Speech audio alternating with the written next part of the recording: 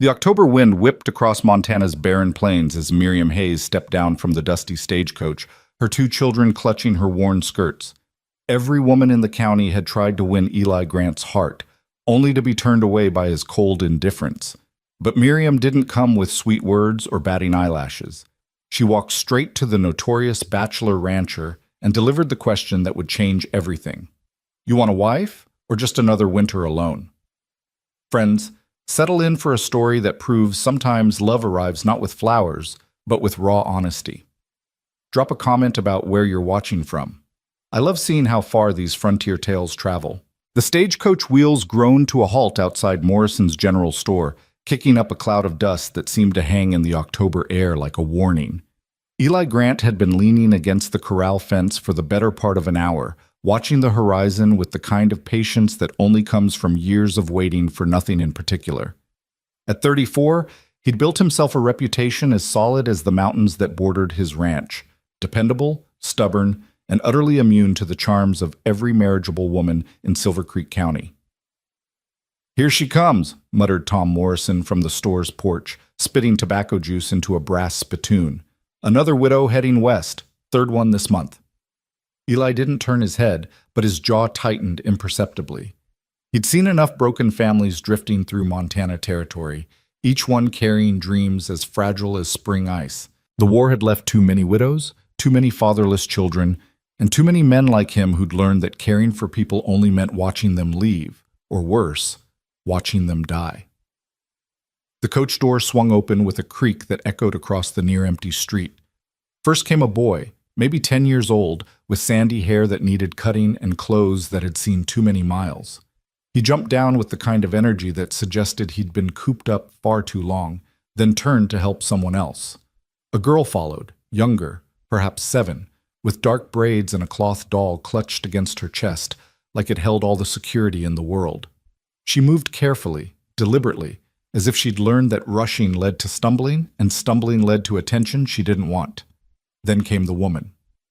Miriam Hayes emerged from the coach with a grace that seemed at odds with her travel-worn appearance. Her brown dress had been mended at least twice that Eli could see, the patches carefully matched but still visible to anyone who looked close enough. Her bonnet had lost its shape somewhere between wherever she'd started and here, but she wore it with a dignity that suggested she'd chosen not to notice. She was perhaps 30, with lines around her eyes that spoke of both laughter and tears, though Eli suspected the tears had been winning lately. She stood for a moment, surveying the town. If you could call 24 buildings huddled against the vastness of Montana a town. Her gaze swept across Morrison's store, the barbershop with its striped pole faded by sun and wind, the saloon that was already starting to leak piano music and rough laughter despite the early hour. Finally, her eyes found Eli. He expected her to look away, the way most women did when they caught him staring. His reputation preceded him. The rancher who'd sent Sally Morrison home in tears when she'd brought him a pie and a proposition. The man who'd told the widow Thornton that he had no use for a wife who couldn't tell a heifer from a bull. The bachelor who'd built his ranch alone and intended to die the same way. But Miriam Hayes didn't look away. Instead, she studied him with an intensity that made him straighten despite himself. Then, in a move that would be talked about in Silver Creek for months to come, she took her children by the hands and walked directly toward him. "Mama," the girl whispered, tugging on her mother's skirt. "Who's that man?" "Hush, Clara," Miriam said softly, but her eyes never left Eli's face. The boy, Eli would later learn his name was Thomas, pulled against his mother's grip. "We're supposed to go to the boarding house." Mrs. Morrison said, "We'll get there, Thomas. First, I need to speak to someone." Eli found himself pushing away from the fence, his body responding to some challenge he couldn't quite name. Up close, he could see the fatigue that Powder couldn't hide, the determined set of her jaw that suggested she'd made hard decisions before and would make them again. She smelled faintly of lavender water and dust, an oddly appealing combination that made him think of gardens planted in difficult soil. She stopped 3 feet from him, close enough to be heard without raising her voice, far enough to maintain propriety. The entire street seemed to hold its breath. Tom Morrison had come down from his porch, and Eli could see faces appearing in windows like curious flowers turning toward an unexpected sun. "You're Eli Grant," she said. It wasn't a question. "I am. I'm Miriam Hayes. These are my children, Thomas and Clara." She paused, seeming to gather something from deep within herself. "I hear you're looking for a wife." A snort from Tom Morrison broke the silence. Ma'am, that's the last thing Eli Grant is looking for. Man's turned down every woman in the county, and a few from the next county over. Miriam didn't acknowledge the interruption. Her gaze remained fixed on Eli's face, reading something there that he wasn't sure he wanted read. "Is that so?" she asked. "You've turned down every woman?" Eli crossed his arms, a defensive gesture he immediately regretted. "I'm not looking for a wife, Mrs. Hayes. I've got a ranch to run." "And winter coming on," she observed. "Hard to run a ranch when you're trying to keep house, too. Hard to mend fences when you're mending clothes. Hard to break horses when you're breaking ice on the water troughs every morning." "I manage." "I'm sure you do." She shifted Clara to her other side, the movement practical rather than nervous. "But managing isn't living, Mr. Grant, and from what I hear, you've been managing for a long time." The crowd had grown. Eli could feel their eyes, their judgment, their entertainment at his expense. Any other woman would have been withering under the attention, but Miriam Hayes stood as steady as a fence post, waiting for his response. "Mrs. Hayes," he said, his voice carrying the kind of finality that usually ended conversations, "I appreciate your directness, but I'm not in the market for a wife. I suggest you try your luck with one of the other bachelors in town. Pete Sawyer's been looking to settle down, or so I hear." "Pete Sawyer drinks," she said flatly, "and Jim Thompson has a temper. Carl Brennan already has his eye on the school teacher, though she doesn't know it yet. And Ben Wallace is sweet but weak. He'd fold at the first hard winter or dry summer." Eli blinked. She'd been in town less than 5 minutes and had already cataloged the available men like she was reading from a ledger. "You've done your research," he said, unable to keep a note of respect from his voice. "I have 2 children, Mr. Grant. I can't afford to make mistakes based on romantic notions or desperate choices." She pulled Clara closer, the gesture protective but not fearful. "I know what you're thinking. Another widow looking for a meal ticket. Another woman who thinks she can change the unchangeable man. Another romantic fool who believes love conquers all." "And you're not?" "No." The word was sharp, clean, like a blade through butter. "I buried my husband 2 years ago. He died of fever, left me with 2 children and debts I'm still paying. I've worked as a seamstress, a laundress, a cook. I've taken in boarders and sold everything of value except my mother's wedding ring." She held up her left hand where a simple gold band caught the late afternoon light. "I'm not here for love, Mr. Grant. I'm here for survival, mine and my children's." The honesty was brutal, refreshing, and somehow more appealing than any flirtation he'd ever received. But Eli had built his walls for reasons, good reasons, and he wasn't about to let them crumble for a pair of tired eyes and a direct manner. "I wish you luck, Mrs. Hayes, but—" She interrupted him, something no one in Silver Creek had dared to do in years. "Let me ask you something, Mr. Grant, and I'd appreciate an honest answer, though I suspect honesty isn't your problem." She took a step closer, close enough that he could see the gold flecks in her brown eyes. "Do you want a wife? Or do you just want another winter alone?" The question hung in the air like a challenge, like an accusation, like a key to a door he'd locked so long ago he'd forgotten what lay behind it. Around them, the crowd seemed to lean in, waiting for his response. "Alone's never bothered me," he said, but the words came out rougher than intended. "No?" She tilted her head slightly, a gesture that would have been coquettish on another woman, but on her seemed merely analytical. "Then why do you come to town every week when your ranch doesn't require it? Why do you stand at this fence watching the stagecoach arrive? Why do you have Tom Morrison order you books you don't need and supplies you've already got?" Tom Morrison coughed. "Now, how did you— You talk, Mr. Morrison, to your wife. Who talks to Mrs. Brennan at the boarding house? Who talked to me when I wired ahead for a room?" She turned back to Eli. "You're not waiting for supplies, Mr. Grant. You're waiting for something else. The question is whether you know what it is." Eli felt exposed, like she'd peeled back his skin to examine what lay beneath. His first instinct was to walk away, to mount his horse, and ride back to his ranch where the only questions came from which fence needed mending first. But something, pride perhaps, or curiosity, kept him rooted. "You don't know me, Mrs. Hayes." "No," she agreed, "but I know loneliness. I know what it looks like when it's been carved into a person's bones. I know the difference between choosing to be alone and being afraid of anything else." Thomas tugged on his mother's sleeve. "Mama, I'm hungry." "In a moment, Thomas." She kept her eyes on Eli. "I'm not asking you to marry me, Mr. Grant. I'm not asking you for anything except honesty. You need help on your ranch. I need a safe place for my children. We could help each other without all the complications that seem to terrify you so much." "And what makes you think complications terrify me?" She smiled then, the first real smile he'd seen from her, and it transformed her face from handsome to something approaching beautiful. "Because you're still standing here talking to me instead of walking away. A man who wasn't afraid would have left by now, secure in his decision. A man who wasn't afraid wouldn't need to prove how unafraid he was." The logic was irritating in its accuracy. Eli found himself reassessing the woman before him. This wasn't some desperate widow throwing herself at the first available man. This was someone who'd learned to read people the way he read weather patterns, as a matter of survival. "What are you proposing, exactly?" he heard himself ask, and immediately wanted to take the words back. "A business arrangement," she said promptly. "I'll keep your house, cook your meals, mend your clothes. I'm a good cook, not fancy, but filling. I can stretch $1 until it screams for mercy. I know how to preserve food, maintain a garden, doctor minor injuries. Thomas is old enough to help with light chores, and Clara's learning to sew and help with household tasks. And in return, room and board for myself and my children. Protection. A chance to build something stable instead of constantly running from debts and desperation." She paused. "And time. Time to see if two practical people might find something more than a business arrangement, without the pressure of promises neither of us is ready to make." It was the most sensible proposition he'd ever received, which somehow made it the most dangerous.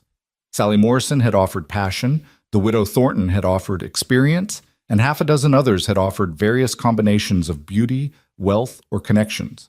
Miriam Hayes was offering exactly what he needed and nothing he'd asked for. "My ranch is 7 miles from town," he said, testing her resolve. "The nearest neighbor is 3 miles away. It's isolated." "Good. I've had enough of close neighbors and their opinions." "The work is hard." "I'm not afraid of work. The winter's coming. It gets cold, bitter cold. The wind comes down from the mountains like it's got a personal grudge. Mr. Grant," she said with a hint of amusement, "I've survived 2 winters in a drafty boarding house with walls so thin I could hear every conversation, every argument, every moment of despair from 6 other families. I've kept my children warm with nothing but determination and newspapers stuffed in the walls. Your ranch house has a roof and walls that keep the wind out?" "It does." "Then we'll be fine." He was running out of objections, which alarmed him more than her proposition. "People will talk." "People are already talking. Look around you." He did. The entire population of Silver Creek's Main Street seemed to have found urgent business that required them to loiter within earshot. Mrs. Morrison had joined her husband, her hands twisted in her apron. The blacksmith had stopped hammering. Even the saloon had produced a few early patrons who leaned against the batwing doors with obvious interest.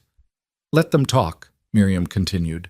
"Talk doesn't put food on the table or wood in the stove. Talk doesn't keep children safe or cattle fed. I stopped caring about talk the day I had to choose between my pride and my children's hunger." Claire had pressed herself against her mother's skirt, but Thomas stood straighter, trying to look older than his years. The boy met Eli's gaze with a directness that reminded him of his mother, and Eli saw something there. Not defiance exactly, but a determination to protect what was his. It was a look Eli recognized, one he'd worn himself at that age, when the world had taken his parents and left him to figure out survival on his own. "The boy," Eli said. "He knows how to work?" "He learns fast," Miriam answered. "His father was a clerk, so Thomas knows his letters and numbers better than most. But he's willing to learn whatever you're willing to teach." "I can work," Thomas interjected, his voice cracking slightly but gaining strength. "I'm not afraid of horses or cattle. I helped at the livery stable in Omaha for food.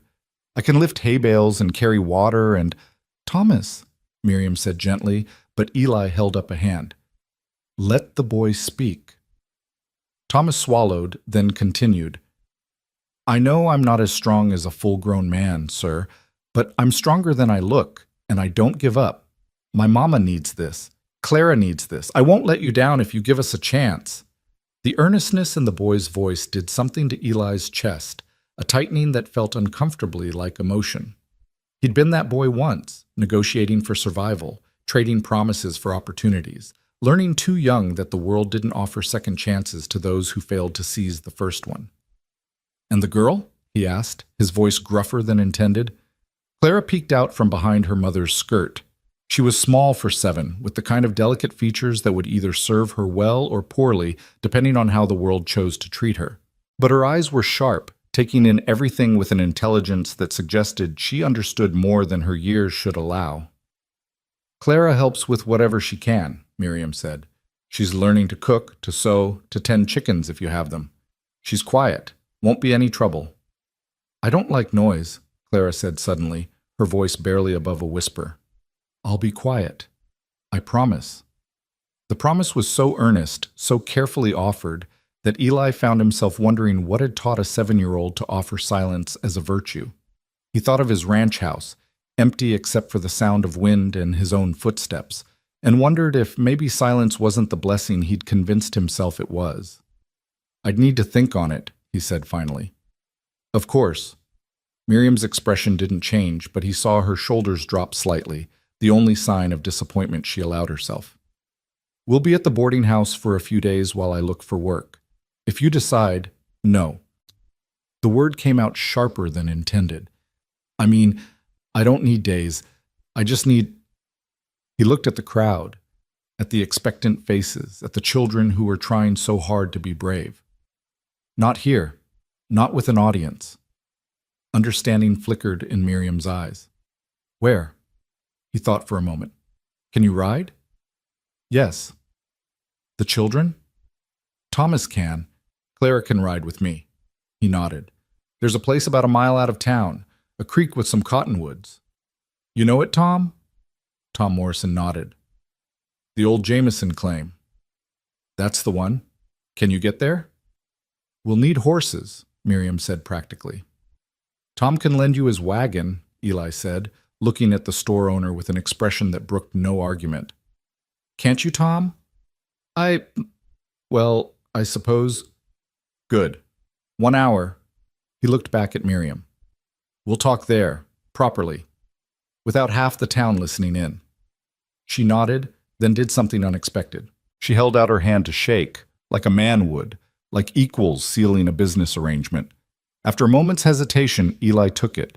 Her hand was calloused, strong, steady. Not the soft, pampered hand of someone looking for rescue, but the hand of someone who'd learned to rescue herself and was simply looking for better ground to stand on. 1 hour, she agreed. Eli released her hand and walked toward his horse, aware that every eye followed him. As he mounted, he heard Tom Morrison's stage whisper. I'll be damned. She got him to talk to her for more than 30 seconds. That's more than Sally managed in 3 years of trying. Tom Morrison, his wife scolded. Watch your language. There are children present. But Eli also heard something else. Miriam Hayes's quiet voice as she ushered her children toward the boarding house. Come along, Thomas, Clara. We need to wash up before our meeting. Is he going to help us, Mama? Clara asked. I don't know, sweetheart. But he's thinking about it, and that's more than we had this morning. As Eli rode toward the cottonwoods, he found himself replaying the conversation, examining it for tricks, manipulations, the kind of emotional snares that women had tried to use on him before. But there had been none of that, just brutal honesty, practical assessment, and a proposal that made sense in a way that frightened him more than any romantic overture ever had. The sun was beginning its descent toward the mountains, painting the sky in shades of orange and pink that would have been beautiful if he'd been the type to notice such things. The ranch waited for him, empty, efficient, productive. Everything he'd built it to be. Everything he'd told himself he wanted. Do you want a wife? Or do you just want another winter alone? The question echoed in his mind as he rode. He'd survived 10 winters alone on the ranch, each one blending into the next in a rhythm of chores and seasons. He'd convinced himself that loneliness was just another word for independence, that isolation was the same as strength. But Miriam Hayes had seen through that fiction with uncomfortable clarity. He reached the cottonwoods before them, which gave him time to think. The creek babbled softly, swollen with late summer rain but beginning to slow as autumn took hold. This place had been his thinking spot for years, far enough from town to avoid casual visitors, close enough to reach when he needed supplies. The Jameson claim had failed 5 years back, bad water management, worse financial planning. But the trees remained, stubborn and enduring. Like him. Or at least like he'd thought he was before a direct woman with tired eyes asked him a question he couldn't answer. The sound of wagon wheels announced their arrival. Tom Morrison drove, looking uncomfortable with his role in this drama. Miriam sat beside him with Clara on her lap, while Thomas rode in the back with their meager luggage, 2 carpet bags and a small trunk that probably held everything they owned. "I can wait," Tom offered as the wagon stopped. "Take you back to town after." "No need," Miriam said, climbing down with Clara, then helping Thomas with the bags. "We'll make our own way back." "But—" "Thank you, Mr. Morrison." Her tone was polite but final. Tom looked at Eli, seemed to think better of whatever he was about to say, and drove off with obvious relief. They stood there for a moment, the 4 of them, while the creek filled the silence. Clara had found a stick and was drawing patterns in the dirt. Thomas stood protective near the luggage, as if ready to grab it and run if necessary. Miriam simply waited, patient as stone. "Your husband," Eli said finally. "How did he die?" "Cholera. It took him in half our street in Kansas City. We were lucky to survive." "Lucky?" He tested the word. "That's what you call it?" "We're alive, Mr. Grant. My children have food in their bellies and possibilities in their future. Yes, I call that lucky." "And you came here why? Montana's no place for a woman alone?" She smiled without humor. "Neither was Kansas City. Neither was anywhere else I tried. At least here, there's land, space, a chance to build something instead of just surviving day to day. Building requires money. Building requires work. Money helps, but work is what matters." She moved to sit on a fallen log, gesturing for the children to play by the creek, but stay close.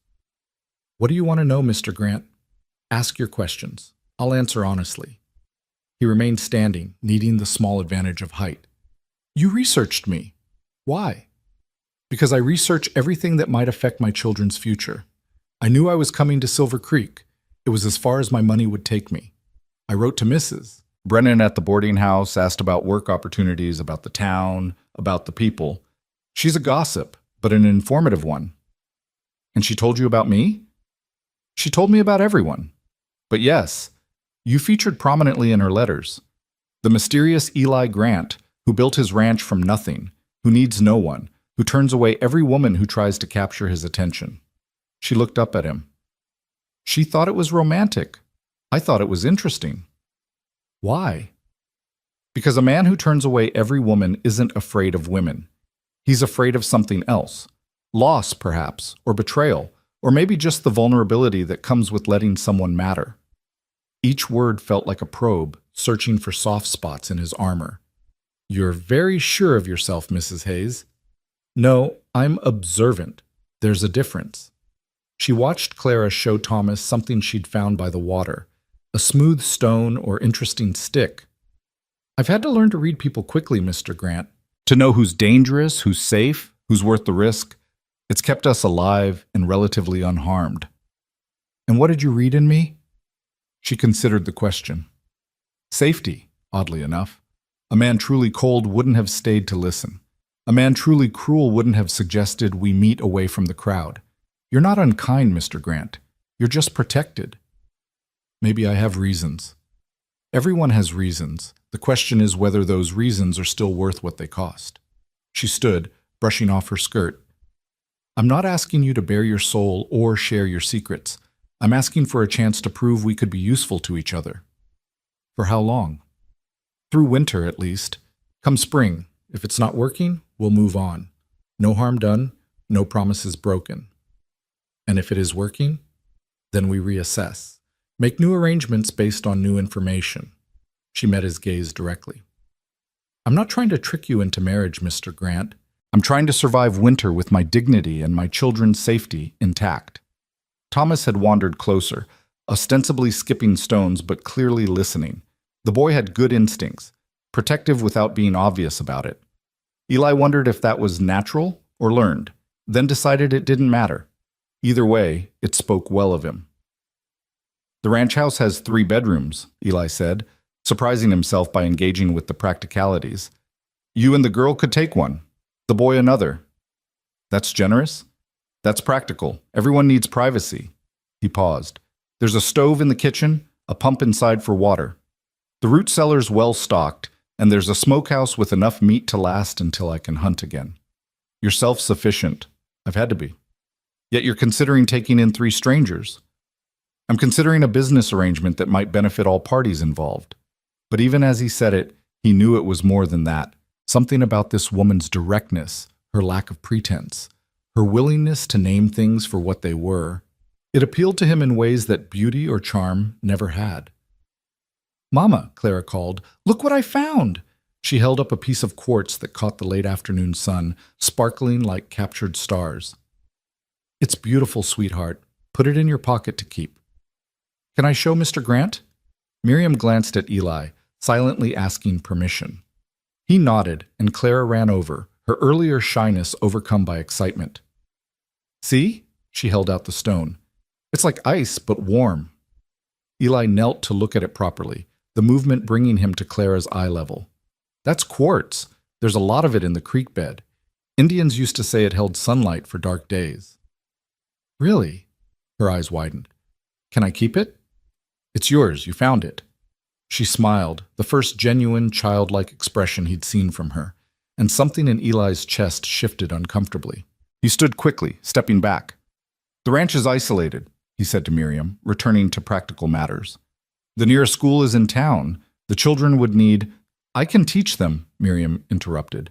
"I have books, and I've taught before, helping at the school in Kansas City when they needed extra hands.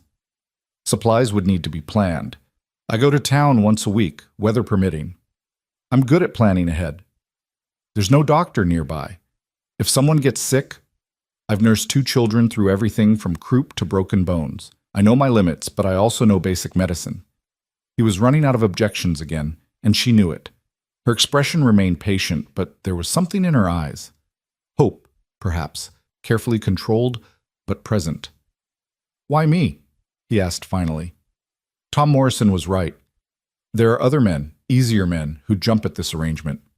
She was quiet for a moment, watching her children play by the creek. "Because you won't hurt us," she said simply. "You won't drink away the grocery money or raise your hand in anger or make promises you don't intend to keep. You're honest about what you're offering and what you're not. That's rarer than you might think." "How can you be sure?" "I can't, but I've gotten good at calculating risks, and you're the best risk in Silver Creek." She turned to face him fully. "I'm not looking for love, Mr. Grant. I had that once, and losing it nearly killed me. I'm looking for stability, safety, a chance for my children to grow up without fear. You're looking for help without emotional entanglement. We could give each other what we need without demanding what neither of us is ready to offer." The proposition was so logical, so clean, that it should have been easy to accept or refuse. But nothing about this felt easy. Eli found himself thinking of winter mornings when the silence pressed against his ears like cotton, of evenings when he'd catch himself talking to the horses just to hear a voice, of the bed he'd built for 2 that had only ever held 1. "I'd need rules," he heard himself say. "Of course. Clear boundaries, separate spaces, no expectations beyond what we agree to. I wouldn't have it any other way. The children would need to understand this is temporary, might not last beyond spring." Miriam's jaw tightened slightly, the first crack in her composure. "I'll handle that if it becomes necessary." "When?" he corrected. "When it becomes necessary." "If you say so." But there was something in her tone that suggested she saw more possibilities than he did, or perhaps was simply more willing to acknowledge them. Thomas had moved closer again, and this time he addressed Eli directly. "Sir, if you take us on, I promise we won't be trouble. I can learn whatever you need. I'm good with my hands, and I'm not afraid of hard work." "Work on a ranch isn't like work in town, boy." "I know, sir, but I can learn." Eli studied him, the too thin frame that would fill out with good food and hard work, the determined set of his jaw that echoed his mother's, the hands that were soft now but wouldn't stay that way. Can you ride? Some. I could learn better. Can you shoot? Thomas glanced at his mother, then back at Eli. No, sir. My father didn't believe in guns. Out here, guns are tools. For hunting, for protection against wolves, and worse. Could you learn? Yes, sir. Even if it meant killing, butchering, blood and death are part of ranch life, boy. Thomas swallowed hard but didn't back down. If it means protecting my mother and sister, keeping them fed and safe, then yes, I could learn. It was a good answer, honest without being boastful. Eli found himself remembering his own first kill, a rabbit for the pot when he was about Thomas's age, his hand shaking as he skinned it, determined not to waste any part of the animal that had died to keep him alive. The sun was getting lower, painting longer shadows across the ground. Soon, they'd need to head back to town before dark made the journey treacherous. Decision time had arrived whether Eli was ready or not. 1 month trial, he said abruptly. You work. I provide room and board. After a month, we reassess. If it's not working, I'll pay your stage fare to wherever you want to go next. If it is working, we negotiate terms for the winter. Miriam stood very still, as if afraid movement might make him reconsider. That's fair? I have supplies to pick up tomorrow. If you're serious about this, be ready at dawn. I don't wait. We'll be ready. You'll need warmer clothes. Winter comes fast here. We'll manage. And Mrs. Hayes? He waited until she met his eyes. That question you asked earlier about wanting a wife or another winter alone, don't ask it again. This is business. Nothing more. She nodded, but there was something in her expression that suggested she heard what he wasn't saying as clearly as what he was. Understood, Mr. Grant. Business. He should have left then, mounted his horse, and ridden back to his empty ranch to prepare for the invasion of his carefully ordered life. But something held him there, watching as Miriam gathered her children, as Thomas picked up their bags with renewed energy, as Clara carefully tucked her quartz treasure into her pocket. Mr. Grant? Miriam said as they prepared to start the walk back to town. Thank you. Don't thank me yet. You haven't seen the ranch, haven't lived through a Montana winter, haven't discovered all the ways this could go wrong. No, she agreed. But I've discovered one way it could go right, and that's more than I had this morning. She began walking, her children beside her, leaving Eli standing by his horse. He watched them go, 3 figures against the vast Montana sky, small but determined, fragile but resilient. The rational part of his mind screamed that this was a mistake, that he was opening his life to complications he'd spent years avoiding. But another part, a part he'd thought buried with other foolish notions, whispered that maybe complications weren't always disasters. Maybe sometimes they were opportunities dressed in difficult clothing. As he mounted his horse, Eli caught himself thinking about the empty bedrooms in his house, the silent dinners, the long winters where the wind was his only conversation partner. He thought about Clara's delight over a piece of quartz, Thomas's determination to protect his family, Miriam's unflinching honesty about survival and dignity. Do you want a wife, or just another winter alone? He still didn't have an answer to her question. But for the first time in years, he was willing to admit he might be tired of the silence. And that admission, small as it was, felt like the beginning of something he couldn't yet name. The ride back to the ranch was familiar, every rise and dip of the land known to him like the lines on his own hands. But tonight, something felt different. The house, when it came into view, looked smaller than usual, more isolated. The lamp he'd left burning in the kitchen window seemed less like a beacon and more like a question. What was he really coming home to? He tended to his horse, taking longer than necessary, delaying the moment when he'd have to enter the empty house and face the reality of what he'd just agreed to. 3 strangers would be living under his roof by tomorrow night. 3 people who would need things from him: food, shelter, protection, perhaps even kindness. The thought terrified him more than any wolf or winter storm ever had. Inside, the house felt expectant, as if it knew change was coming. Eli moved through his evening routine, stoking the fire, heating leftover stew, checking that windows and doors were secure. But his mind kept drifting to the encounter by the creek, to Miriam Hayes' steady gaze and brutal honesty. She hadn't tried to charm him. hadn't fluttered her eyelashes or promised to make him happy or pretended to be anything other than what she was, a desperate woman making rational choices for survival. It was that rationality that unsettled him most. He could have resisted tears, manipulation, even seduction, but clear-eyed pragmatism that matched his own? That was harder to defend against. He found himself standing in the doorway of one of the empty bedrooms, imagining it occupied. Clara's small form in the bed, perhaps, with her cloth doll. Miriam in the chair by the window, mending by lamplight. The image formed too easily, as if the room had been waiting for such a scene. "It's just business," he said aloud, his voice harsh in the silence. "A practical arrangement, nothing more." But even as he spoke the words, he knew he was trying to convince himself of something that was already becoming untrue. Because a purely business arrangement wouldn't have him wondering if Clara liked stories before bed, or if Thomas knew how to fish, or if Miriam's hair looked different when it wasn't pinned up under a travel-worn bonnet. He closed the bedroom door firmly and retreated to his own room, but sleep didn't come easily. Instead, he lay awake listening to the familiar sounds of the house settling, the wind testing the windows, the distant howl of wolves in the mountains. Tomorrow, these sounds would be joined by others, footsteps, voices, life. For 10 years, he'd protected himself from the possibility of loss by refusing the possibility of gain. It had worked in its way. He'd built a successful ranch, earned respect if not friendship, created a life that demanded nothing from him that he wasn't willing to give. But Miriam Hayes had walked into town and asked a simple question that revealed the complex lie he'd been living. He didn't want a wife. That much was true. The very word carried weight he wasn't ready to bear. Promises, intimacy, vulnerability, all the things that had burned him before and left scars he still carried. But another winter alone?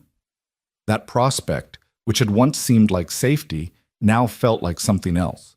A prison of his own making, perhaps. Or a slow death by isolation, so gradual he'd hardly noticed it happening.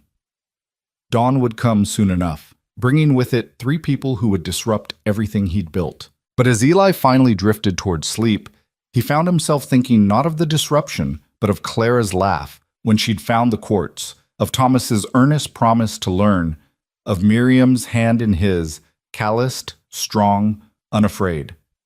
Maybe he didn't want a wife. Maybe he did want another winter alone. But for the first time in a decade, he wasn't entirely sure. And that uncertainty, terrifying as it was, felt oddly like the first crack in ice that had frozen too thick for too long. Whether that crack would lead to drowning or to spring remained to be seen, but at least something was finally moving in the stillness he'd mistaken for peace. Tomorrow would bring them to his door. Tomorrow would begin an arrangement that was supposed to be simple business, but already felt like something more dangerous. Tomorrow would test every wall he'd built, every protection he'd put in place, every reason he'd given himself for staying alone. But tonight, in the darkness of his empty house, Eli Grant allowed himself one moment of honesty that he'd never speak aloud. He was tired of the silence, tired of the emptiness, tired of being strong enough to need no one.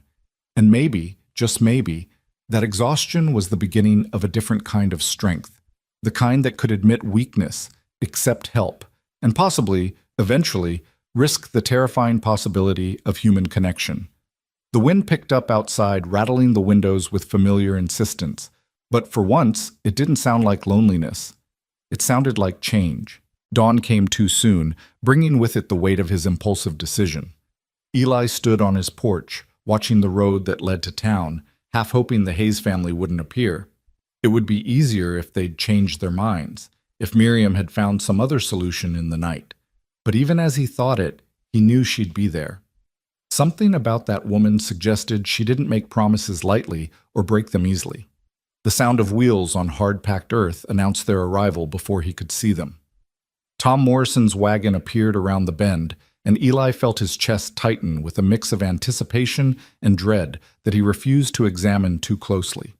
Miriam sat straight-backed beside Tom, Clara on her lap, Thomas in the back with their meager belongings.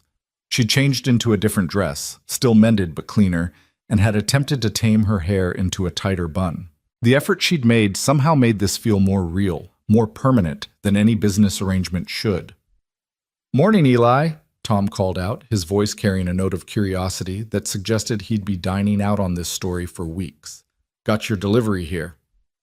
Mrs. Hayes isn't a delivery, Tom, Eli said curtly, moving forward to help with the bags. Figure of speech, Tom muttered, but he was already climbing down to help Thomas with the small trunk. Miriam descended from the wagon with the same grace she'd shown yesterday, despite Clara's weight in her arms. She set the girl down gently, smoothed her skirts, and met Eli's gaze with that directness he was already beginning to recognize as her trademark. Mr. Grant, we're ready, as promised. So I see. He hefted their trunk, surprised by how light it was. Everything they owned in the world, apparently, weighed less than a season's worth of grain. This everything? Everything that matters, she replied, and there was something in her tone that discouraged further questions. Tom Morrison lingered, clearly hoping for drama or at least gossip-worthy interaction, but Eli's stare sent him back to his wagon. Well then, I'll just, head back to town. You folks need anything, you let me know. We'll be fine, Tom, Eli said firmly. Thanks for the ride. As the wagon disappeared down the road, leaving dust and silence in its wake, the four of them stood in the yard like actors who'd forgotten their lines. Clara had found a stick and was drawing in the dirt again, but her eyes kept darting to the house, taking in its size and isolation. Thomas stood protective near their belongings, his jaw set in that way that suggested he was preparing for disappointment, but hoping for better. I'll show you the house, Eli said, because someone had to break the silence. You can get settled while I see to the morning chores. The tour was brief and businesslike. Kitchen with its large stove and scarred wooden table, parlor that he rarely used, furniture covered in dust sheets like ghosts of a life never lived. The 3 bedrooms as promised, his own, which he passed without opening, and 2 others that had stood empty since he'd built the place, optimistic in those early days about a future that had never materialized. This one's bigger, he said, opening the first door. Thought you and the girl might want it. The bed's solid, mattress is good. There's extra blankets in the chest. Miriam stepped inside, running her hand along the window frame, testing the floorboards with her foot. It's more than adequate. Better than what we've had in years. The boys' room is here, Eli continued, showing Thomas the smaller room next door. Bed might be a bit short for you soon, but it'll do for now. Thomas set down the bags he was carrying and looked around the space like he'd been given a kingdom. It's mine? Just mine? That's the idea. The boy's face transformed with something that might have been joy if it hadn't been so tinged with disbelief. I've never had my own room. Always shared with other boarders' kids or slept in the main room. Something twisted in Eli's chest at the simple statement. He'd grown up with his own space, taken it for granted until he'd lost everything else. Well, you've got one now, for as long as... He trailed off, unwilling to remind them all of the temporary nature of this arrangement. Thank you, sir, Thomas said quickly, filling the awkward pause. I'll take good care of it. Kitchen's the main gathering place, Eli continued, leading them back. Breakfast at dawn, dinner at dusk. I take lunch with me when I'm working far from the house. There's a bell on the porch. Ring it if there's trouble. I'll hear it from most parts of the property. Miriam had moved to the stove, checking its condition with practiced efficiency. When were the flues last cleaned? Spring. I do it twice a year. Good. And the pump? Works fine. Freezes occasionally in deep winter, but I keep kettles of water heated just in case. She nodded, already mentally organizing the space. He could tell. Clara had discovered the view from the kitchen window. Miles of rangeland stretching toward the mountains, golden in the morning light. Mama, look, you can see forever. Yes, sweetheart, it's beautiful. Isolating, Eli corrected, not wanting them to romanticize what they were getting into. Nearest neighbor is 3 miles, town's 7. If something goes wrong, we're on our own, Miriam finished. We understand, Mr. Grant. We've been on our own in crowded places too. At least here the isolation is honest. He didn't know what to say to that, so he moved on. Root cellars through that door. Smokehouse out back.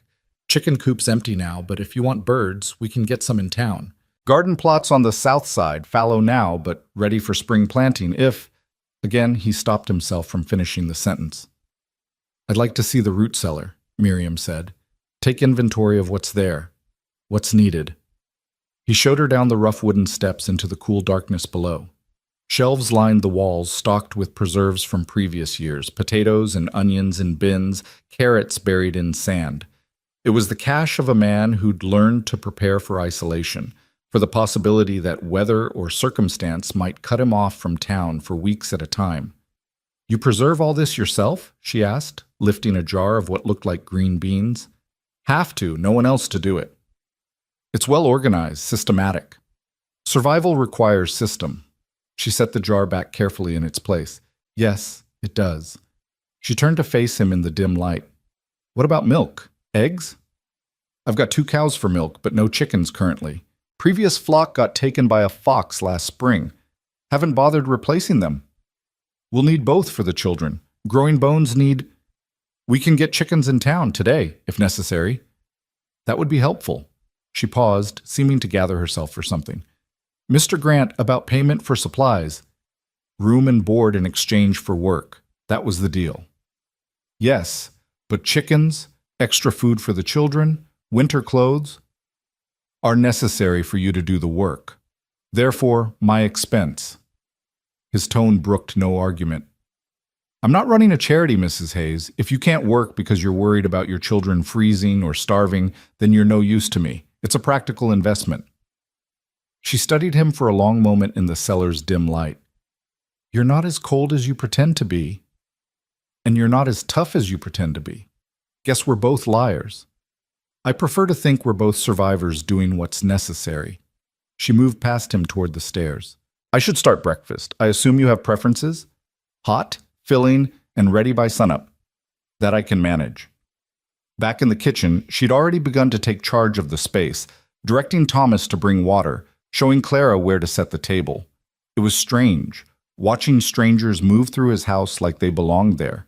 Stranger still how quickly they seemed to be settling into rhythms and routines, as if they'd been desperate for stability for so long that they grabbed onto it the moment it appeared. "I need to see to the stock," Eli said, suddenly needing escape from the domesticity invading his space. "Breakfast in an hour?" "It'll be ready," Miriam assured him, already working at the stove with an efficiency that suggested years of practice. The barn was a relief, familiar and unchanged. The horses nickered in greeting, the cows lowed for their morning grain. Here he knew what was expected of him, what needed doing. No complicated emotions, no dangerous possibilities, just work and animals and the simple exchange of care for service. But even as he went through his routine, he could hear activity from the house, voices, footsteps, the clatter of dishes. Life sounds. The kind of sounds the house had been built for but had never contained. It was unsettling and oddly compelling at the same time. When he returned to the house, the smell of bacon and biscuits hit him like a physical force. The table was set with dishes he'd forgotten he owned, pulled from some cupboard he never opened. Clara sat in her chair, swinging her legs, while Thomas helped his mother with something at the stove. They looked up when he entered, and for a moment the scene was so perfectly domestic that it took his breath away. "Sit," Miriam said, not quite in order but close. "It's ready." The food was simple but good, better than anything he'd made for himself in years. The biscuits were light, the eggs cooked perfectly, the bacon crisp without being burned. But it was the coffee that surprised him most, strong and smooth, without the bitter edge his always seemed to have. "This is good," he said, the words pulled from him almost involuntarily. "Thank you," Miriam replied, but her attention was on Clara, cutting the girl's food into smaller pieces. "Thomas, eat slower. You'll make yourself sick." "Sorry, Mama. It's really good, and there's so much." The boys' wonder at a simple breakfast told Eli more about their recent circumstances than any explanation could have. He found himself pushing the plate of bacon closer to Thomas. "Growing boy needs fuel. Eat what you want." Thomas looked at his mother for permission, and at her nod took 2 more pieces with reverence usually reserved for church services. After breakfast, Eli said, addressing Thomas, "You come with me. Need to show you the daily chores. See what you can handle." "Yes, sir. I'm ready." "It's hard work." "I'm not afraid of hard work." "We'll see." But the boy proved true to his word. He listened carefully as Eli explained the feeding routine, the water requirements, how to check for injuries or illness in the stock. His hands were soft and uncertain with the tools, But he didn't complain when blisters formed almost immediately.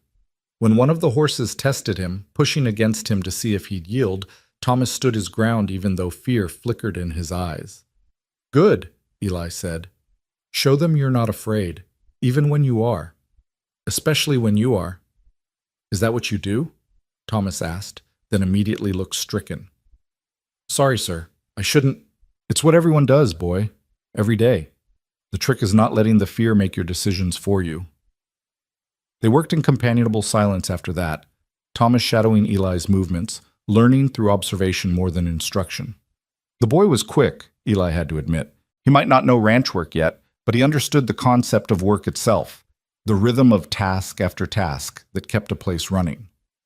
When they returned for the midday meal, they found Miriam had transformed the kitchen, not just cleaned it, but somehow made it warmer, more welcoming. She'd uncovered things Eli had forgotten existed. A tablecloth his mother had embroidered, cushions for the hard wooden chairs, curtains he'd taken down years ago because they seemed pointless for windows no one looked through. "I hope you don't mind," she said, noting his survey of the changes. They were in the trunk in the parlor. Seemed ashamed to leave them hidden. He wanted to tell her to put them back, that he'd packed those things away for reasons, that their presence brought back memories he'd rather leave buried. But Clara was sitting on one of the cushioned chairs, looking more comfortable than she had since arrival, and Thomas was eyeing the curtains with interest, as if a softened room meant a softened life. "It's fine," he said instead. The afternoon brought a trip to town for supplies. Eli had planned to go alone, but Miriam insisted she needed to choose the chickens herself and select fabric for winter clothes. So they all went, the four of them in the wagon like a family, which set Eli's teeth on edge even as he acknowledged the practical necessity. Town received them with barely concealed fascination. Women stopped their shopping to stare. Men found reasons to loiter near the wagon. Eli could feel their curiosity like ants on his skin. But Miriam seemed unbothered. She conducted her business with calm efficiency, selecting 6 laying hens and a rooster, examining fabric with Clara, helping Thomas pick out a winter coat that had room to grow into. "Folks are talking," Tom Morrison said quietly to Eli while Miriam haggled with Mrs. Chen over the price of wool fabric. "Folks always talk." "They're saying you've taken a wife." "They're wrong." Tom looked skeptical. Man doesn't usually bring a woman to town to buy chickens unless there's something permanent about the arrangement. "It's business, Tom. She works. I provide room and board. Nothing more." "If you say so." Tom's tone suggested he didn't believe a word of it. "Though I've got to say, she doesn't look at you like it's just business." Eli turned to see what Tom meant and caught Miriam watching him from across the store. Their eyes met and held for a moment before she turned back to her negotiations. There had been something in that look, not romantic exactly, but assessing, thoughtful, as if she was trying to solve a puzzle she hadn't expected to encounter. "And you don't look at her like it's just business either," Tom added with a knowing grin. "Mind your own affairs, Tom." But Tom's words stuck with him as they loaded the wagon, as they drove home through the afternoon light with Clara chattering about the chickens and Thomas asking questions about the ranch. He found himself noticing things he shouldn't, the way Miriam tucked a strand of hair behind her ear when she was thinking, the way she absently comforted Clara with a hand on her shoulder, the way she watched the landscape with appreciation rather than the fear or disappointment he'd expected. That evening, as Miriam prepared dinner with Clara's enthusiastic but clumsy help, and Thomas practiced the knots Eli had shown him for securing gates, Eli found himself standing in his own doorway like a stranger, watching a life he didn't recognize unfold in his house. It had been less than a day, but already the emptiness had been filled with something he couldn't quite name. "Mr. Grant?" Miriam called. "Dinner's ready." He joined the men at the table, accepting the plate she handed him, listening to Clara's story about the chickens pecking her fingers, watching Thomas demonstrate his new knot-tying skills with a piece of rope. It was loud after years of silence, chaotic after years of order. It should have been unbearable. But when Miriam laughed at something Clara said, a real laugh, not the careful smiles she'd worn like armor since arrival, Eli found himself thinking that maybe unbearable had been the silence, not this. Maybe he'd simply gotten so used to the emptiness that he'd forgotten it was supposed to hurt. "Mr. Grant," Thomas was saying. "Sir?" Eli realized they were all looking at him, waiting for something. Sorry, what? I asked if you'd teach me to shoot tomorrow. If there's time, I mean. If it's not too much trouble. The boy was eager, but trying not to show it. Hope battled with the expectation of disappointment. Eli recognized the look. He'd worn it himself at that age, wanting so badly, but preparing for the inevitable no. After morning chores, he heard himself say, if your mother approves. Miriam nodded. He needs to learn. Out here, it's necessary. It's not easy, Eli warned Thomas. Taking a life, even in animals, changes something in you. I understand, sir, but if it means protecting family, providing food, then it's a change worth making. The boy's maturity, forced by circumstances no child should face, reminded Eli again of himself. He wondered if that was why he'd agreed to this arrangement. Not for the help, not for the cooking and cleaning, but because he saw in Thomas the boy he'd been and maybe wanted to provide what no one had provided for him. Guidance, stability, a chance to grow strong without growing hard. After dinner, Miriam insisted on cleaning up alone, sending the children to prepare for bed. Eli found himself lingering in the kitchen, watching her work. She moved with economy of motion, no wasted effort, but there was grace in it too. You can go, she said without turning around. I don't need supervision. I'm not supervising. Then what are you doing? He didn't have an answer for that, so he said nothing. She continued washing dishes, the silence stretching between them, but not uncomfortably. Finally, she spoke again. The children are happy, happier than I've seen them in 2 years. It's only been a day. Sometimes a day is enough to know whether a place is safe or not. She dried her hands on her apron, turning to face him. This place feels safe. It's isolated, hard, dangerous when winter comes. But safe, she interrupted. You won't hurt us, physically or otherwise. You won't disappear into a bottle or a card game. You won't make promises you don't intend to keep. Do you know how rare that is, Mr. Grant? Do you know what that kind of safety means to people who haven't had it? He thought of his own childhood, the uncertainty, the broken promises, the gradual learning that the only person he could rely on was himself. Maybe. Then you understand why the children are happy, why I'm... She paused, seeming to search for words. Grateful. Despite the temporary nature of our arrangement. About that, he began, but she held up a hand. No, we agreed to a month trial, then reassessment. Let's not complicate it with premature negotiations or promises neither of us is ready to make. She moved past him toward the stairs. Good night, Mr. Grant. He watched her go, then stood alone in his kitchen that no longer felt quite like his kitchen. The dishes were done, the table wiped clean, the stove banked for the night. Everything in its place, but somehow completely different. The house even smelled different, soap and bread, and the faint scent of lavender from whatever Miriam had used to wash her hair. Eli did his final check of the property, securing gates, checking the animals one last time. The new chickens were settled in their coop, already establishing their pecking order. The horses seemed calm, the cows content. Everything was as it should be, except for the light showing under the door of what he'd already started thinking of as Clara's and Miriam's room. He paused outside, hearing Miriam's voice, low and soothing, telling some kind of story. Clara's giggle punctuated the narrative, followed by a question he couldn't quite make out. Then Miriam's voice again, patient and warm. It was such a maternal sound, such a family sound, that it made something ache in his chest. In his own room, Eli sat on the edge of his bed and tried to make sense of the day. He'd woken up prepared for an awkward business arrangement, a temporary solution to winter's approaching challenges. But what had unfolded felt like something else entirely. Not romantic, not yet, maybe never, but something, a possibility. A door opened to a room he'd convinced himself he never wanted to enter. Through the walls, he could hear the house settling into sleep. Thomas moving around his room, probably examining every corner of his new domain. Miriam's footsteps, soft but purposeful.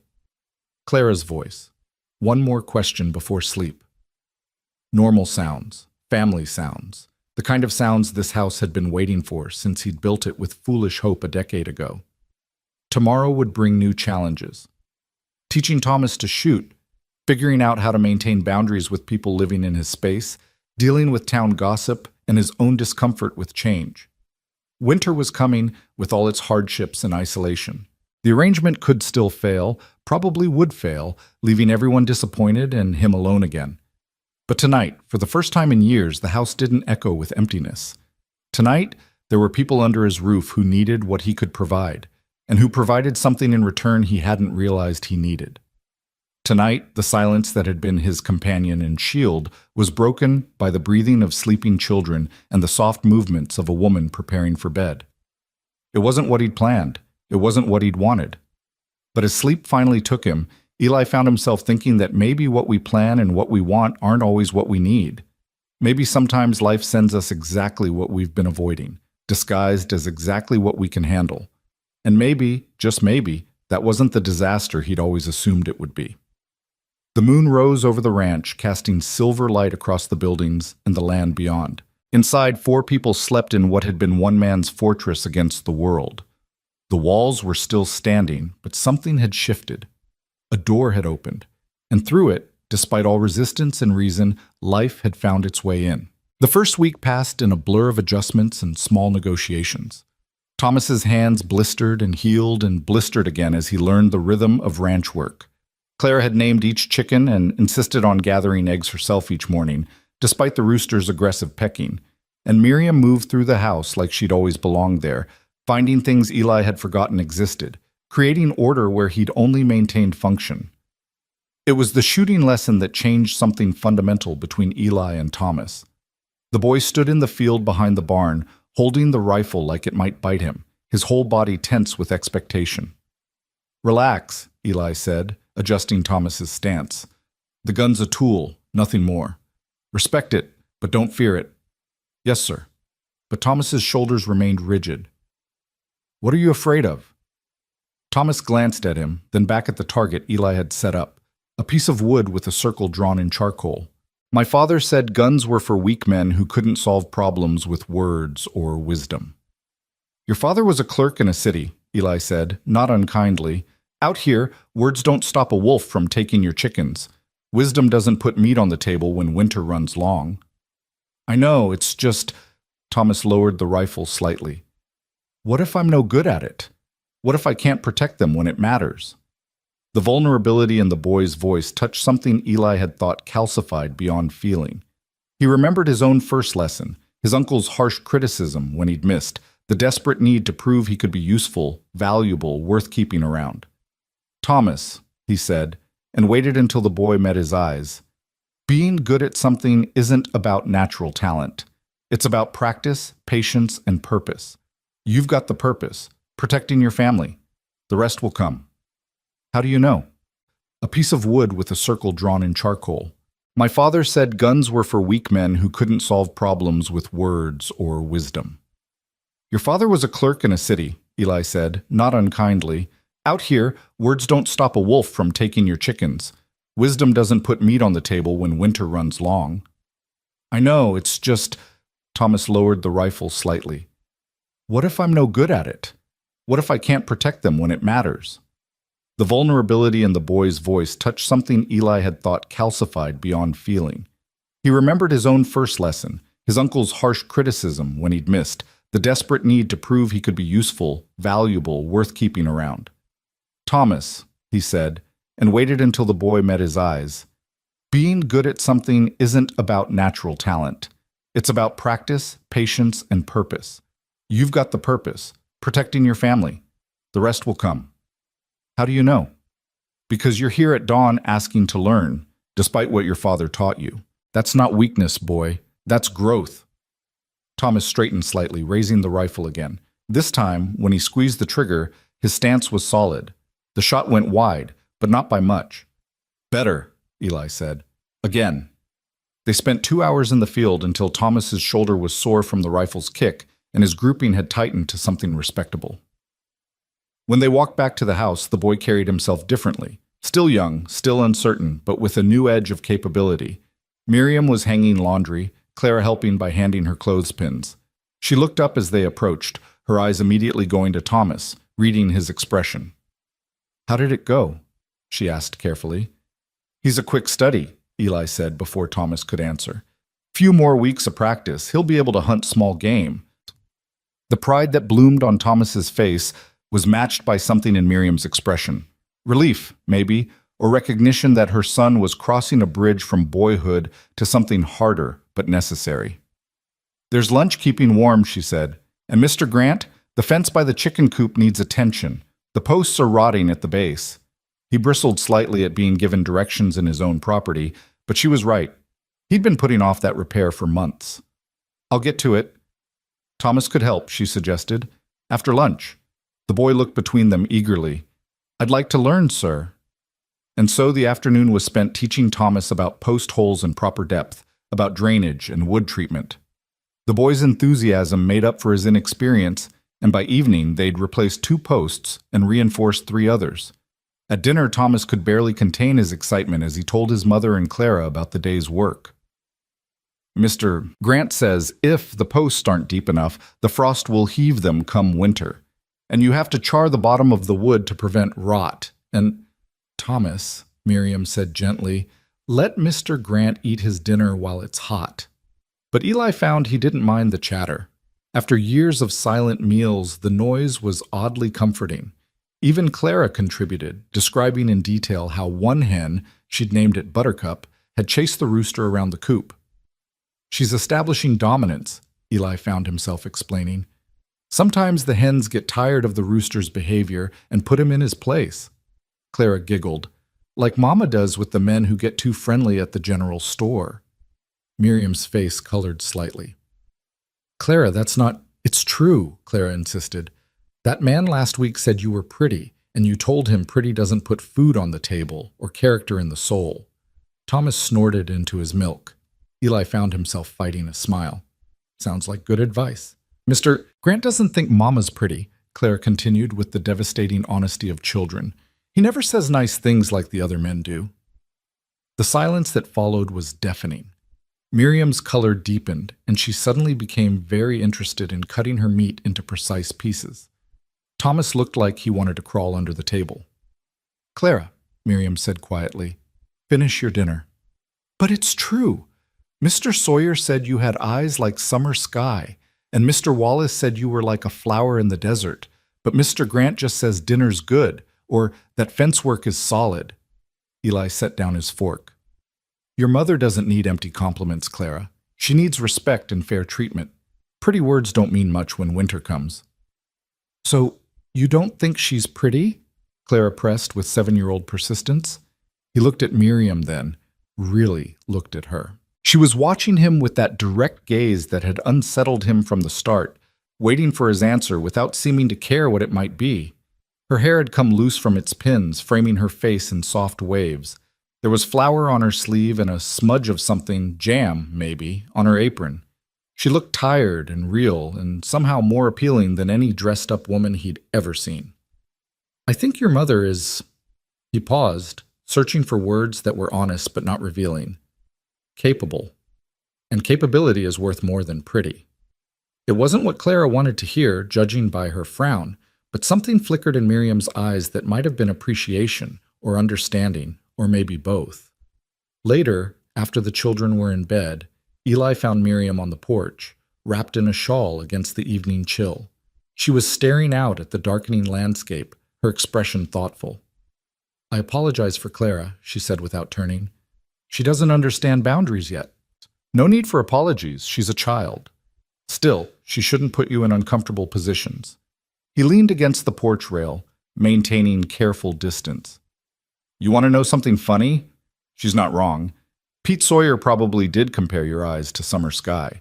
Ben Wallace definitely seems the type to talk about flowers in the desert. "And you?" There was something in her voice he couldn't identify. "What type are you?" "The type that notices when someone's capable, when they do what needs doing without complaint or dramatics, when they make a house feel—" He stopped, catching himself before he said too much. "Feel what?" "Different." She turned to look at him then, the moonlight catching her face. "Is different good or bad?" "Don't know yet." "Fair enough." She pulled the shawl tighter. "Can I ask you something?" He nodded, though questions from her had proven dangerous to his peace of mind. "Why did you really say yes?" "To taking us in?" He could have given her the practical answer, Needed help for winter, made business sense, temporary arrangement. All true, all safe. But something about the darkness and her quiet presence made him more honest than wise. Because you didn't cry. Every other woman who's approached me eventually cried. Tears of frustration, manipulation, genuine emotion, doesn't matter. They all cried. You didn't. I don't cry anymore, she said simply. Used up all my tears the night Robert died. Nothing since then has been worth that kind of water. That's a hard way to live, says the man who's made isolation an art form. He almost smiled. Touché. They stood in comfortable silence for a moment before she spoke again. Thomas is happy, happier than I've seen him since his father died. You're good with him. He's a good kid, eager to learn. It's more than that. You treat him like he's capable of becoming a man, not like he's a burden or a charity case. That matters. Every boy needs to know he can be useful, that he has value beyond what others give him. Speaking from experience? Maybe. She turned back to the landscape. I won't let them get too attached. I know this is temporary, but thank you for giving them this, even briefly. Something in her resignation bothered him. You're so sure it's temporary? Aren't you? You made it very clear. 1 month trial, reassess, no promises. That was the agreement. And you're a man who keeps his agreements, aren't you? No messy emotions, no complications, just clean business. There was no accusation in her tone, just observation, but it stung anyway. Because she was right. That's exactly what he'd wanted, what he'd insisted on. So why did hearing her accept it so easily make him feel like he'd lost something? It's getting cold, he said instead of addressing her statement. You should go inside. In a minute. She paused, then added, You know what's funny? Clara's right. You never do say pretty things. But today, when you told Thomas he had purpose, when you taught him about fence posts like it was important wisdom, when you explained chicken behavior to Clara like her observations mattered, those were the prettiest words I've heard in years. Before he could respond, she was gone, leaving him alone on the porch with thoughts he didn't want to examine. The night was full of familiar sounds. Wind through grass, distant coyotes, the settling of buildings. But underneath it all, he could hear the new sounds too, the soft footsteps of Miriam preparing for bed, the creak of Thomas's bed as the boy shifted in sleep, Clara's small cough from her room. His house was full of life, and it terrified him. The second week brought unexpected challenges. A storm rolled in from the mountains, sudden and vicious, catching them all off guard. Eli and Thomas were checking the far pasture when the sky darkened to an ominous green-black.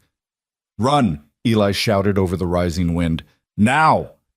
They barely made it to the house before the hail started, chunks of ice the size of walnuts pelting the ground with violence. Miriam had already brought the chickens into the barn and secured everything she could. Clara stood at the window, watching with wide eyes as the world turned white and hostile. Away from the window, Eli ordered, pulling her back just as a particularly large hailstone cracked against the glass. They huddled in the kitchen as the storm raged, the house shuddering under the assault. Clara pressed against her mother, trying to be brave but clearly frightened. Thomas stood near Eli, as if proximity to strength might make him stronger. It'll pass, Eli said. These storms are fierce but fast. Does this happen often? Miriam asked, her arm around Clara. Few times a year. This one's earlier than usual. A particularly violent gust shook the house, and something crashed outside. Clara whimpered. Hey, Eli said, surprising himself by kneeling beside the girl. Want to know a secret? She nodded, eyes still wide. The house sounds angry, doesn't it? All that creaking and groaning?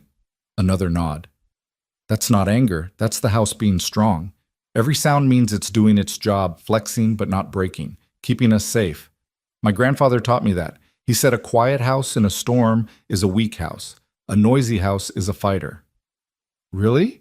Clara's voice was small but interested. Really? Listen. They all fell silent, hearing the house's protests against the wind. Hear that beam creaking? That's the main support, holding everything together. And that rattling? That's the window staying sealed, keeping the storm out. Clara listened intently, and Eli saw her fear gradually replaced by fascination. It's like the house is talking. Exactly. And what's it saying? She thought for a moment. It's saying, I won't let you down. That's right. Miriam was watching him with an expression he couldn't read. When their eyes met, she mouthed, "Thank you," silently. He looked away, uncomfortable with the gratitude, with the warmth it generated in his chest. The storm passed within an hour, leaving damage in its wake. The chicken coop roof had partially collapsed, one of the barn doors was hanging by a single hinge, and the garden plot Miriam had just started preparing was destroyed. "Well," Miriam said, surveying the damage with her typical pragmatism, "at least we're all safe." They spent the rest of the day on repairs. Thomas worked beside Eli on the barn door, while Miriam and Clara salvaged what they could from the garden and reinforced the chicken coop temporarily. By evening, everyone was exhausted, muddy, and somehow closer than they'd been that morning. "You did good today," Eli told Thomas as they washed up for dinner. "Kept your head, worked hard, didn't complain." "I was scared," Thomas admitted, "when the storm hit. Being scared is normal. Working despite the fear is what matters." "Were you scared?" Eli considered lying, then decided the boy deserved honesty. "Some. More concerned than scared. I've seen storms kill livestock, destroy buildings, ruin entire harvests. But fear doesn't fix anything. Work does." At dinner, Clara regaled them with her version of the storm, complete with the house's brave fight against the wind. Miriam had somehow produced a meal from limited resources, the storm having prevented proper cooking. But no one complained. There was something about surviving a crisis together that made even simple food taste better. "Mr. Grant," Clara said suddenly, "if the house can talk, what does it say when there's no storm?" He should have dismissed it as childish fancy, but her earnest expression stopped him. "What do you think it says?" She scrunched up her face, thinking. "Before we came, I think it was lonely. It probably said, 'Where is everybody?' But now it's happy. It says, 'Finally.'" Thomas rolled his eyes. "Houses don't have feelings, Clara." "They do too." She looked to Eli for support. "Don't they, Mr. Grant?" He thought about his house, empty for so long, built for a family that never materialized. "Maybe they do," he said quietly. "Maybe they do." Later that evening, he found himself working on a proper repair for the chicken coop while Miriam helped, holding boards as he nailed them. They worked in comfortable silence, the kind that comes from shared labor and growing familiarity. "You were good with Clara today," she said eventually. "During the storm." She was scared. So was I. The admission seemed to surprise her.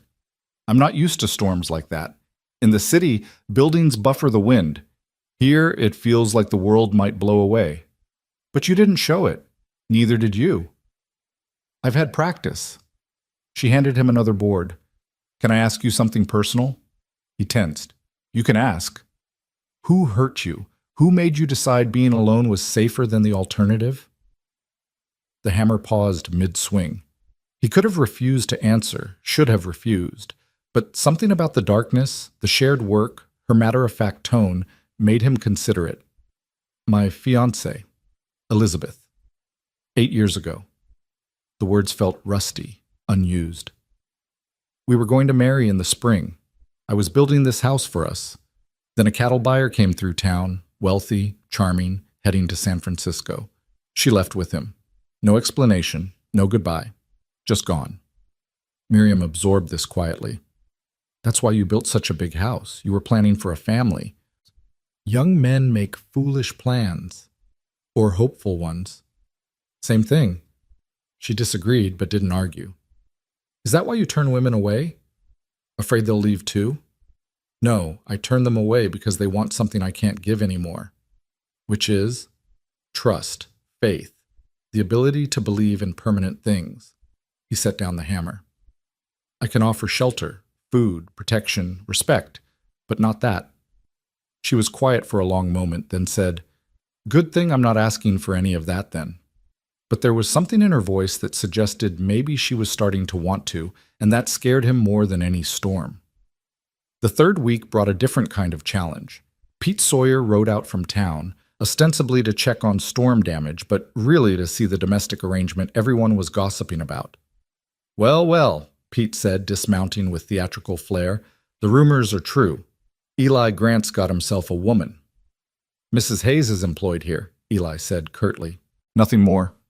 Pete's eyes traveled to where Miriam was working in the garden with Clara, both of them muddy and laughing about something. Employed. Right. That why she's wearing your mother's garden hat? Eli hadn't even noticed, but Pete was right. Miriam had found his mother's old sun hat somewhere and was wearing it as naturally as if it had always been hers. The sight did something complicated to his chest. What do you want, Pete? Just neighborly concern. Pete's grin was sly. Making sure you haven't been taken advantage of by a pretty widow. Mrs. Hayes isn't... Eli stopped, realizing he'd been about to defend her honor like some lovesick fool. Isn't what? Pretty? Pete laughed. Even you can't be that blind, Eli. Woman like that, working your land, cooking your food, raising those kids under your roof? That's not employment, friend, that's family. It's temporary. If you say so. Pete's expression grew more serious. But temporary has a way of becoming permanent when you're not paying attention. Trust me, I know. My temporary help stayed for 30 years. Called her my wife, though. Before Eli could respond, Thomas appeared from the barn. Mr. Grant, sir, the mare's favoring her left front leg. Should I... Oh, hello, Mr. Sawyer. Thomas, Pete said with surprise. Boy, you filled out some. Ranch work agrees with you. Thomas stood straighter, pride evident. Yes, sir. Mr. Grant's been teaching me. Has he now? Pete looked between them with interest. And what's he taught you? Everything, sir. How to mend fences, tend stock, shoot, track, read weather signs. Yesterday he showed me how to tell if a cow's about to calve by the way she holds her tail. The enthusiasm in Thomas's voice was unmistakable, as was the hero worship when he looked at Eli. Pete's eyebrows rose. Sounds like Eli's got himself an apprentice.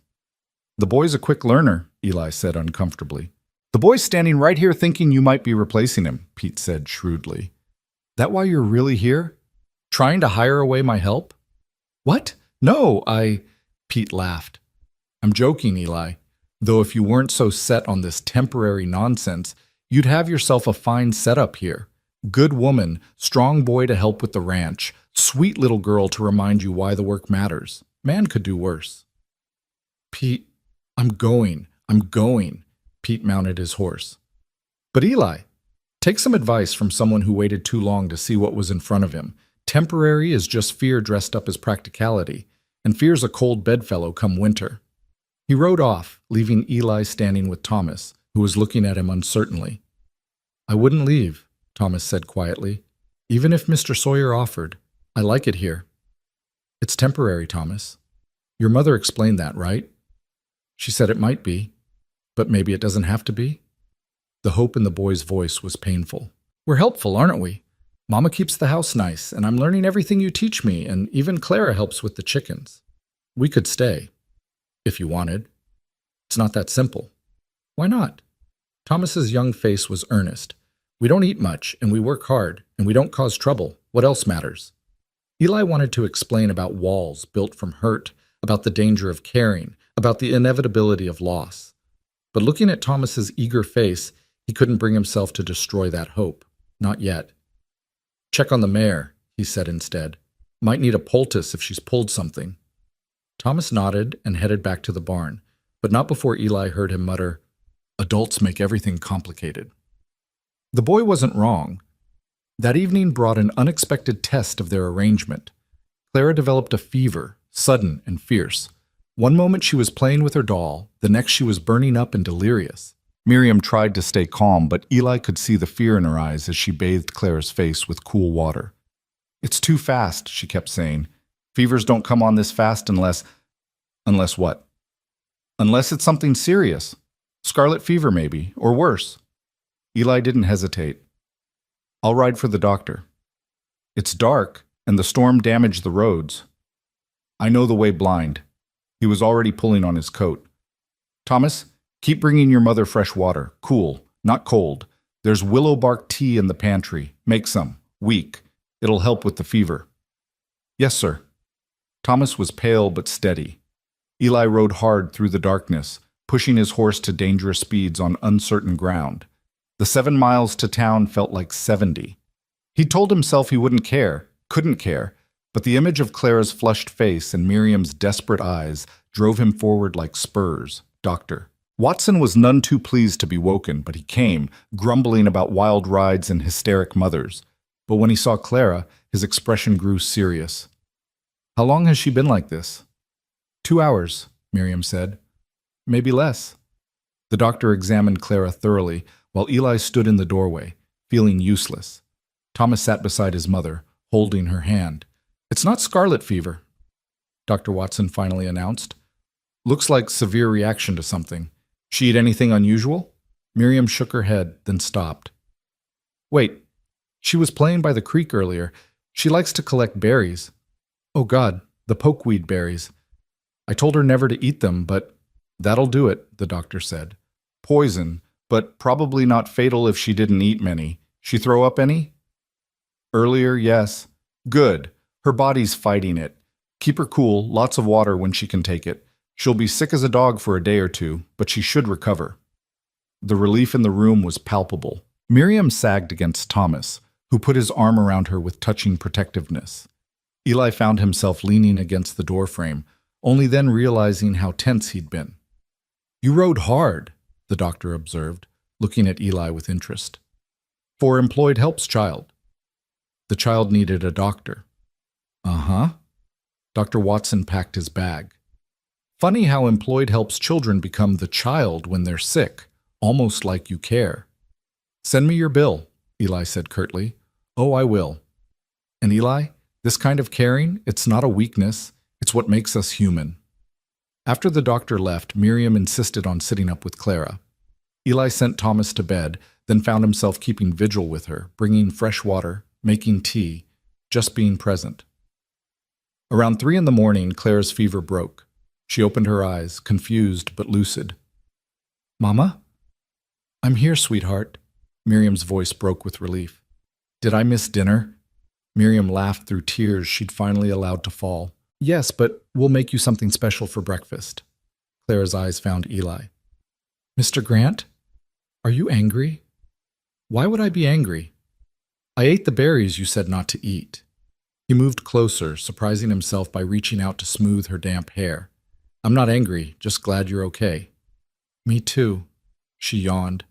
The house was worried. I could hear it creaking, all concerned-like. The house and all of us, he said softly. Clara smiled sleepily and drifted back to sleep, this time peaceful and natural. Miriam stayed beside her, holding her hand. Thank you, she said to Eli, for writing for the doctor, for staying, for... She gestured helplessly. For caring when you didn't have to. She's a child. Of course He stopped, hearing what he was admitting. It's okay, Miriam said gently. Caring doesn't obligate you to anything. It just means you're human. That's what the doctor said. Smart man. They sat in silence, watching Clara sleep. The crisis had stripped away pretense, leaving something raw and real between them. Not romance, not yet, but connection. The kind forged in fear and relief and shared vigilance. Eli? Miriam used his first name for the first time. The month trial is almost up. I know. What are you thinking? He was thinking that the house no longer felt empty, that Thomas looked at him like he mattered, that Clara's laugh had become essential to his mornings, that Miriam's presence had made him realize how cold his life had been. But he couldn't say any of that. I'm thinking winter's coming, he said instead. Be foolish to make changes with the cold approaching. So, we stay? Through winter, then reassess in spring. She nodded, accepting the extended reprieve. That's practical. That's what I am, practical. No, she said softly, looking at him with those direct eyes that saw too much. You're scared. There's a difference. She was right, of course. He was terrified. Of caring, of loss, of the vulnerability that came with letting people matter. But sitting there in the lamplight, watching over a sick child who wasn't his, beside a woman who asked for nothing but gave everything, he wondered if maybe being scared was better than being empty. Get some rest, he told Miriam. I'll watch her for a while. You don't have to... I know. Rest anyway. She studied him for a moment, then leaned over and kissed his cheek, so quick and light he might have imagined it. You're a good man, Eli Grant, even if you don't want to be.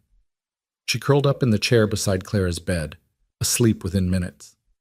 Eli sat watching them both, the woman and child who'd invaded his life, his house, his carefully guarded heart. The month trial was nearly over, but he already knew the verdict. They belonged here. Maybe they always had, and he'd just been keeping their place warm until they arrived. The house creaked gently around them, and he remembered Clara's words about what it said. Finally, she'd suggested.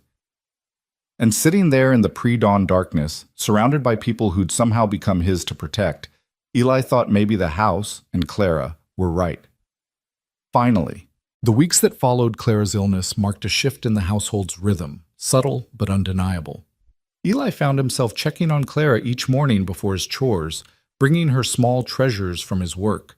An interesting rock, a bird feather, once a nest that had fallen from the barn rafters. She received each gift with delight that seemed disproportionate to the offering, carefully arranging them on the windowsill by her bed.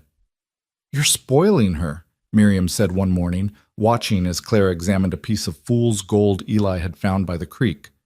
"It's just a rock," he replied gruffly, but they both knew it was more than that. The first snow came early. October barely ended when the sky released its white burden. Eli had been preparing, checking the roof, reinforcing the barn, laying in extra wood, but he'd been doing it differently this year.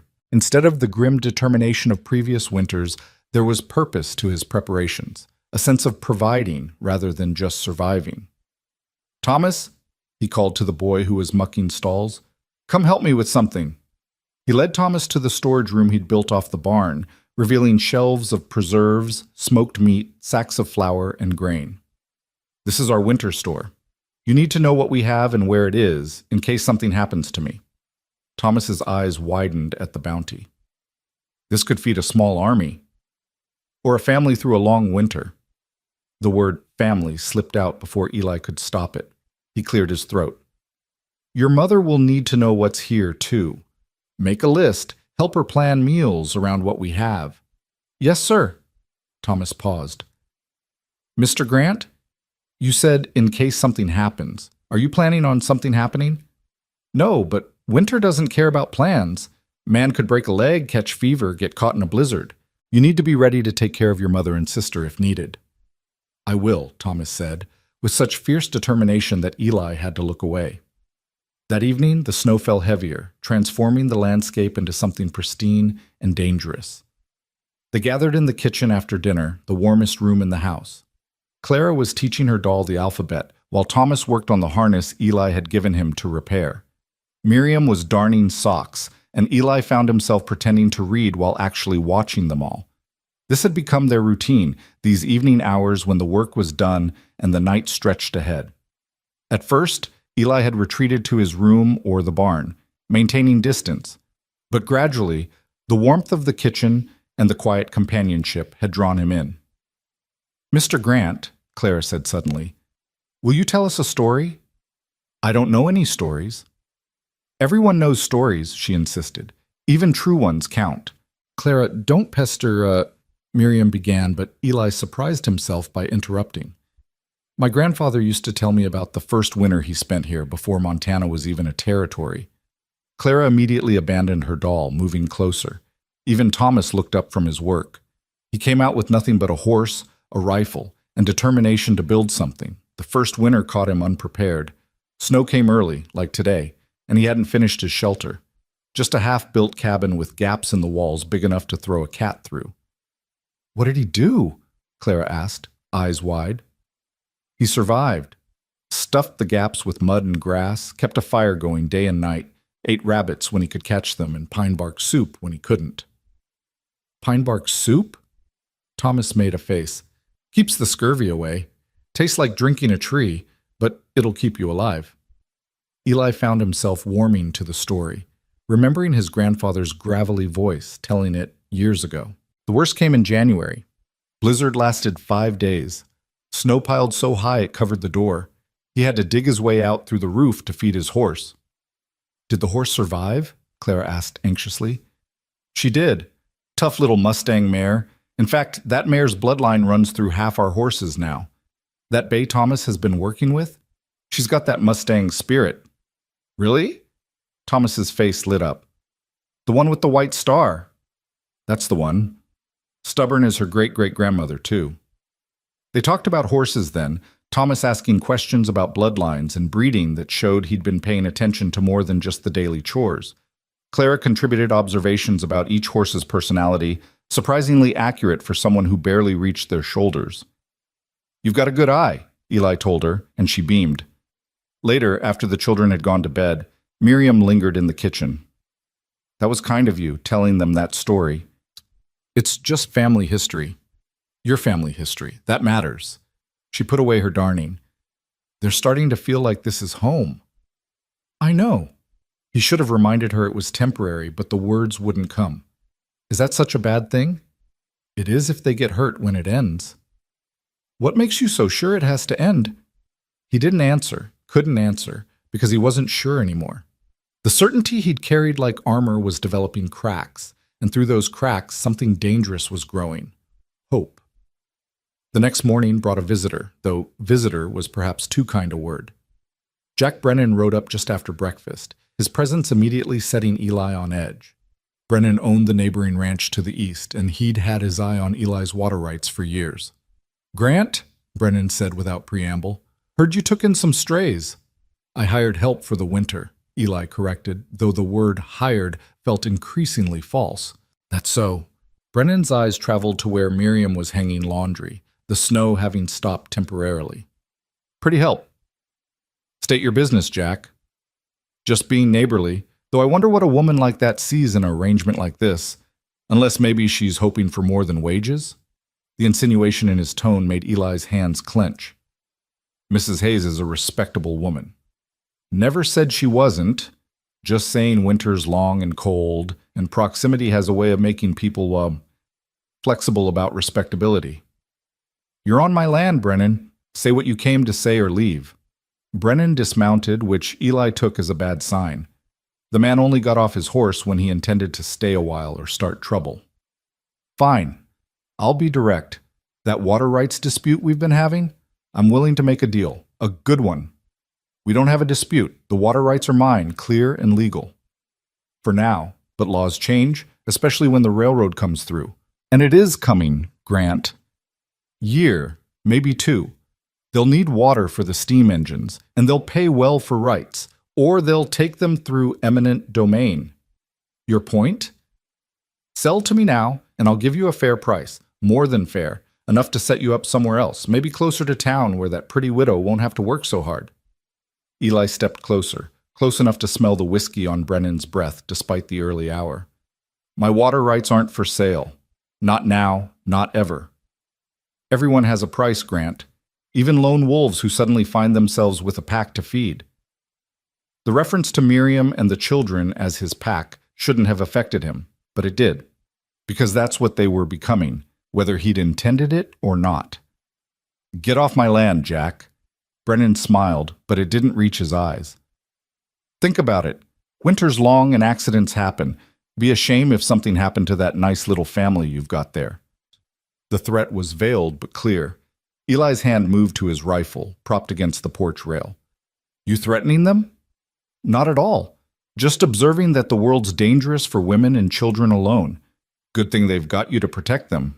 For now. He mounted his horse and rode off, leaving Eli standing there with rage and something else. Fear.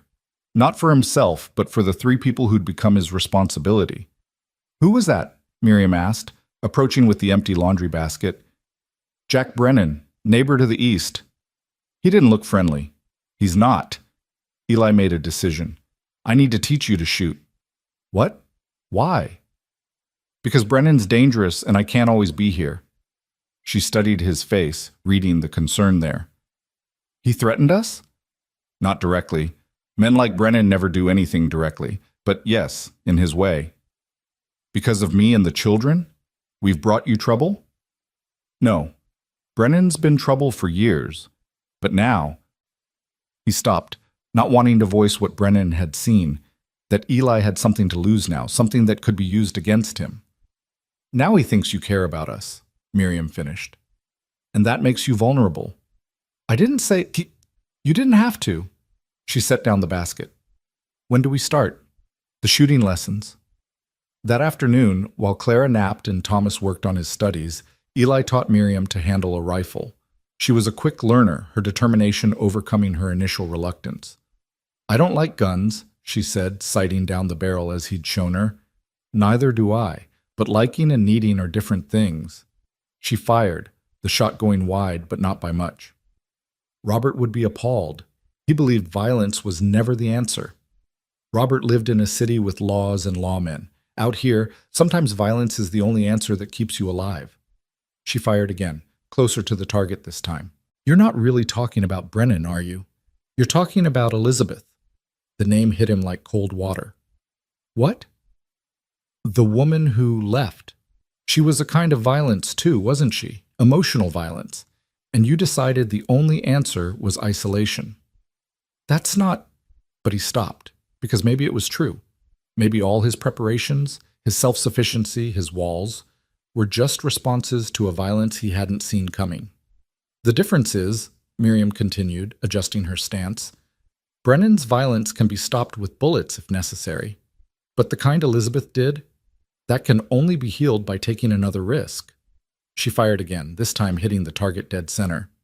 I think I'm getting the hang of this, she said with quiet satisfaction. That evening at dinner, Thomas was full of questions about Brennan, having overheard enough to be worried. Has he caused trouble before? The boy asked. Some. Nothing I couldn't handle. But now he thinks he can use us against you. Eli looked at Thomas, surprised by his perception. Maybe. We won't let him. I won't let him hurt Mama or Clara. That's my job, Thomas. No, the boy said firmly. It's our job, all of us. We're a... He paused, searching for the right word. A unit. Like soldiers. We protect each other. Clara, who'd been quietly eating, suddenly spoke up. Mr. Brennan sounds mean, but mean people are usually scared people. What's he scared of? Out of the mouths of babes, Eli thought. He's scared of not having enough. Some people are like that. No matter how much they have, they always want more. That's sad, Clara said simply. He must be very lonely.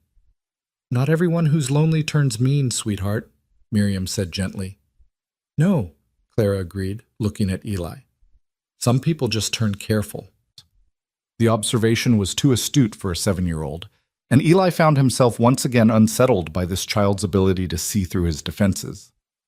That night, unable to sleep, Eli walked the perimeter of his property, checking fences and gates more out of restlessness than necessity. The snow had started again, light but steady, covering the world in pristine white that would be unmarked until morning. He thought about Brennan's threat, about vulnerability and protection, about the way Thomas had said our job like it was natural and right. He thought about Miriam's steady hand on the rifle and Clara's innocent wisdom. Mostly, he thought about how the equation of his life had changed without his permission or intention. When he'd agreed to take them in, it had been simple. They needed shelter. He needed help. Business. But somewhere between Clara's illness and Thomas's hero worship, between Miriam's quiet strength and evening stories by the fire, business had become something else. Something that had no clean edges or clear boundaries. Something that made him vulnerable in ways Brennan could exploit, but also in ways that had nothing to do with water rights or property lines. Can't sleep? He turned to find Miriam bundled in a shawl on the porch. Checking the property. Finding any problems? No. Everything's secure. Except you. He looked at her sharply. What's that supposed to mean? You're scared. Not of Brennan. You can handle him. You're scared of us. Of what we mean. You don't mean... Don't lie, Eli. Not now. Not after everything. She moved closer, her breath visible in the cold air. We mean something. Maybe not what we'll eventually mean, but something. And that terrifies you more than any threat Brennan could make. You're supposed to be temporary. A lot of things are supposed to be temporary. Seasons, storms, grief. She paused.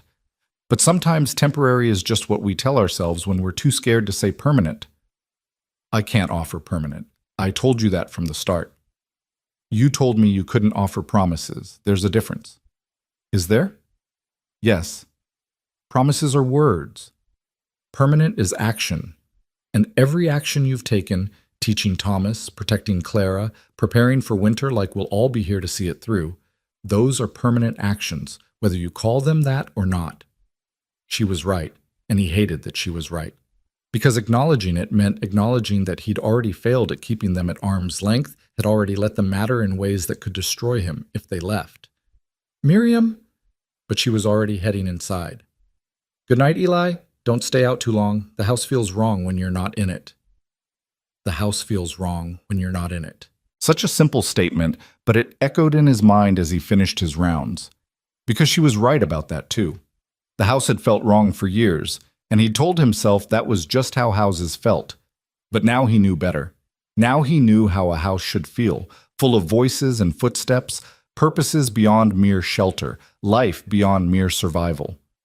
When he finally went inside, he paused at the bottom of the stairs, listening. Thomas's soft snoring from his room, Clara murmuring in her sleep. Miriam's door closing softly, the sounds of a family settling for the night. His family, some traitorous part of his mind supplied, and he didn't correct it. The next few days passed in heightened awareness.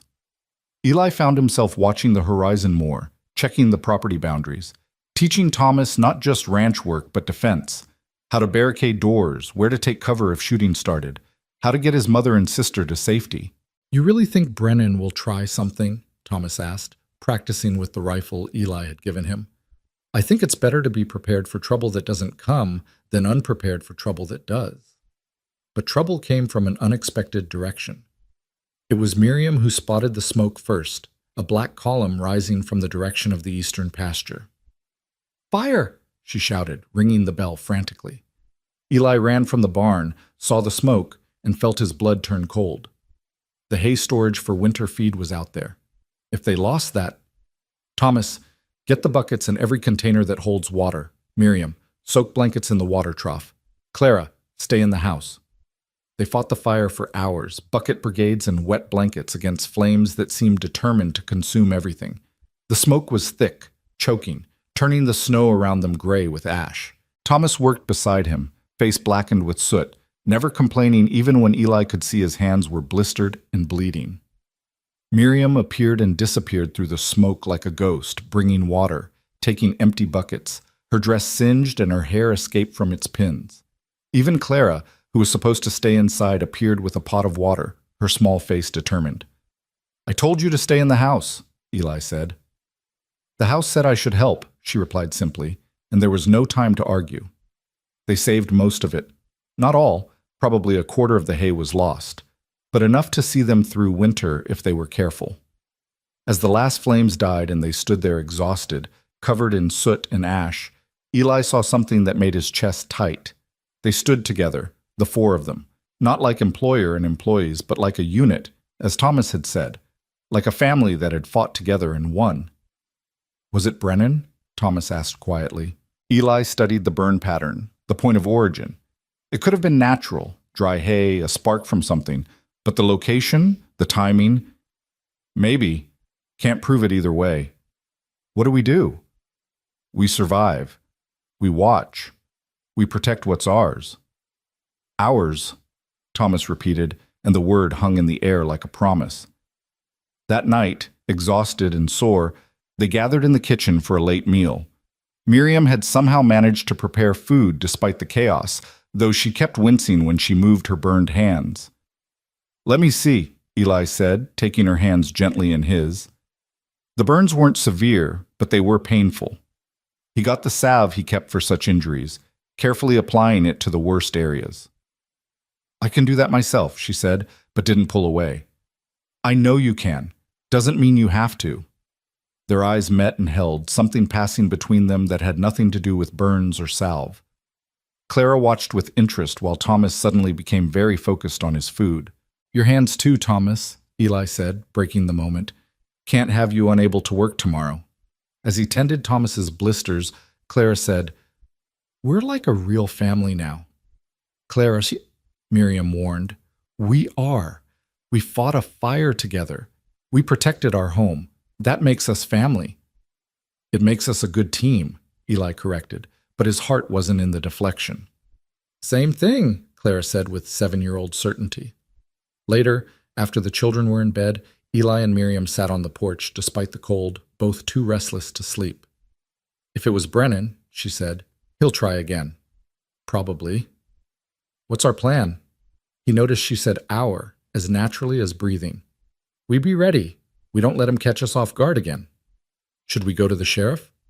Sheriff's in Brennan's pocket, has been for years. Then we handle it ourselves. We? He looked at her. This isn't your fight, Miriam. Isn't it? She turned to face him fully. My children sleep under this roof. They call this home. That makes every threat to this place a threat to them. So yes, Eli, this is my fight. You could leave. Take the children somewhere safer. We could, she agreed. Is that what you want? The question hung between them like a challenge. A month ago, he would have said yes immediately. Even a week ago, he might have agreed it was the practical choice. But now, after fighting the fire together, after seeing Thomas work himself bloody to save the hay, after Clara's simple declaration about family, no, he said quietly. That's not what I want. Then we stay, and we fight if we have to. It could get ugly. Brennan doesn't play fair. Neither do mothers protecting their children. There was steel in her voice that reminded him she'd survived things he probably couldn't imagine. This woman had kept her children fed and safe through grief and poverty and desperation. A bully like Brennan was just another obstacle to overcome. All right, he said. We stay. We fight. She stood, pausing at the door. Eli? Earlier, when Clara said we were a family, she wasn't wrong, was she? Maybe not a traditional family, maybe not what any of us planned, but still. Miriam, I'm not asking for declarations or promises. I'm just saying that maybe we should stop pretending this is still just business. Because if we're going to fight for this place, we should at least be honest about what we're fighting for. She went inside before he could respond, leaving him alone with thoughts he'd been avoiding for weeks. Because she was right, again. This had stopped being business the moment he'd ridden for the doctor for Clara. Maybe even before that. Maybe the moment Miriam had asked him that question by the stagecoach, cutting through all his defenses with brutal honesty. The next morning brought unexpected allies. Pete Sawyer rode up with 2 other ranchers from the valley, their faces grim. Heard you had a fire, Pete said without preamble. News travels fast. Brennan was in the saloon last night, buying drinks and dropping hints about how dangerous ranching can be. Man was practically celebrating. Still can't prove anything. Don't need to, said Bill Harrison, one of the other ranchers. We all know what Brennan is. Question is, what are we going to do about it? We? You're one of us, Eli, whether you like it or not. And Brennan's been pushing all of us in different ways, but going after a man's winter feed, that crosses a line. What are you proposing? Pete grinned, but it wasn't a pleasant expression. Little community organization, we take turns watching each other's property. Brennan can't burn what's being watched. And if he tries, then he learns that this valley protects its own. It was more support than Eli had expected, more than he'd thought to ask for. But then, he'd never had anything worth protecting before. Anything that made him part of the community, rather than just adjacent to it. I appreciate the offer. It's not an offer, Bill interrupted. It's what neighbors do. Besides, he glanced toward the house where Miriam was visible through the window. Man with a family can't stand watch all night and work all day. You need help, and we're providing it. A man with a family. The words should have triggered his usual denial, but they didn't, because that's what he was now, whether he'd chosen it or not. Thank you, he said simply. They worked out a schedule, each ranch providing men for night watches, a network of protection that Brennan wouldn't expect. As they were leaving, Pete pulled Eli aside. That widow and her children, they're good for you. Pete, I'm not prying, just observing. You've smiled more in the past month than in the previous 10 years. And that boy follows you around like you hung the moon. He's a good kid. He's more than that. He's looking at you like a father. You prepared for that? Was he? Eli thought about Thomas's eager questions, his determination to learn everything, the way he'd started mimicking Eli's stance and gestures. The boy was looking for more than just instruction. He was looking for a model of how to be a man. "I'm figuring it out," Eli admitted. Pete clapped him on the shoulder. "Good. About time you stopped hiding from life." That night at dinner, Eli told them about the community watch. Thomas's face lit up. "So we're not alone? Others will help?" "Appears so." "That's wonderful," Miriam said. "To have neighbors who care." "Don't get too comfortable with it. Once Brennan's dealt with, things will go back to normal." "Will they?" Claire asked innocently. "Or is this the new normal?" Once again, the child's simple question cut to the heart of things. Because this was becoming normal, the four of them at dinner, sharing the day's events, working together, protecting each other. The old normal, the isolation and silence seemed like a distant memory. "Time will tell," Eli said, but even he could hear the uncertainty in his voice. As if to test their new arrangements, Brennan made his move 3 nights later. But instead of finding an unguarded ranch, he found Bill Harrison and his son on watch. The confrontation was brief but decisive. Brennan retreated, but not before making threats about lawyers and land rights and knowing important people in Helena. "Let him threaten," Bill told Eli the next morning. "Man's got no legal standing, and his important friends won't help him when they learn the whole valley's against him." But Eli knew Brennan wouldn't give up easily. Men like him never did. They just got sneakier, more vicious. The tension affected everyone. Thomas jumped at sudden noises. Clara stayed closer to the house. Miriam kept the rifle within easy reach, and Eli found himself constantly watching, waiting for the next attack. It came from an unexpected direction. A letter arrived, official-looking, delivered by a nervous young man from town. "What is it?" Miriam asked, seeing Eli's face as he read. "Legal notice. Brennan's challenging my water rights in court. Says there's an irregularity in the original claim." "Is there?" "No, but that won't stop him from tying it up in legal battles until I can't afford to fight anymore." "How much money are we talking about?" He noticed she said "we" again. "More than I have readily available. I'd have to sell stock, maybe even land." "Or," Miriam said quietly, "you could use this." She went to her room, returning with a small leather pouch. Inside were coins and bills, more money than he'd expected. "Where did you—" "My mother's ring. I sold it last week when we were in town. I was saving it for emergencies." She met his eyes steadily. "This qualifies." "I can't take your money." "It's not my money, it's our money. For our home, our fight." "Miriam, don't you dare get noble on me now, Eli Grant. We're in this together, or we're not in it at all. Which is it?" Eli stared at the money in Miriam's outstretched hand, understanding the weight of what she was offering. Her mother's ring had been the last thing of value she owned, the one thing she'd kept through everything, and she'd sold it without telling him, preparing for a battle that wasn't supposed to be hers. "Your mother's ring," he said roughly. "You shouldn't have—" "It was just metal and stone, Eli. This," she gestured to the house, the land beyond the windows. "This is real. This is home. For my children, for—" She paused, then continued more softly. "For us." Thomas appeared in the doorway, having heard the conversation. "Mama's right. We're all in this together." He pulled out a small cloth bundle from his pocket. "I've been saving too, from the work you've been paying me for." "Thomas, no!" Eli began, but Clara ran in from the other room. "I have money too." She produced a jar filled with pennies. "From helping Mrs. Morrison at the store sometimes." Looking at the three of them, offering everything they had to defend his land, Eli felt something crack inside his chest.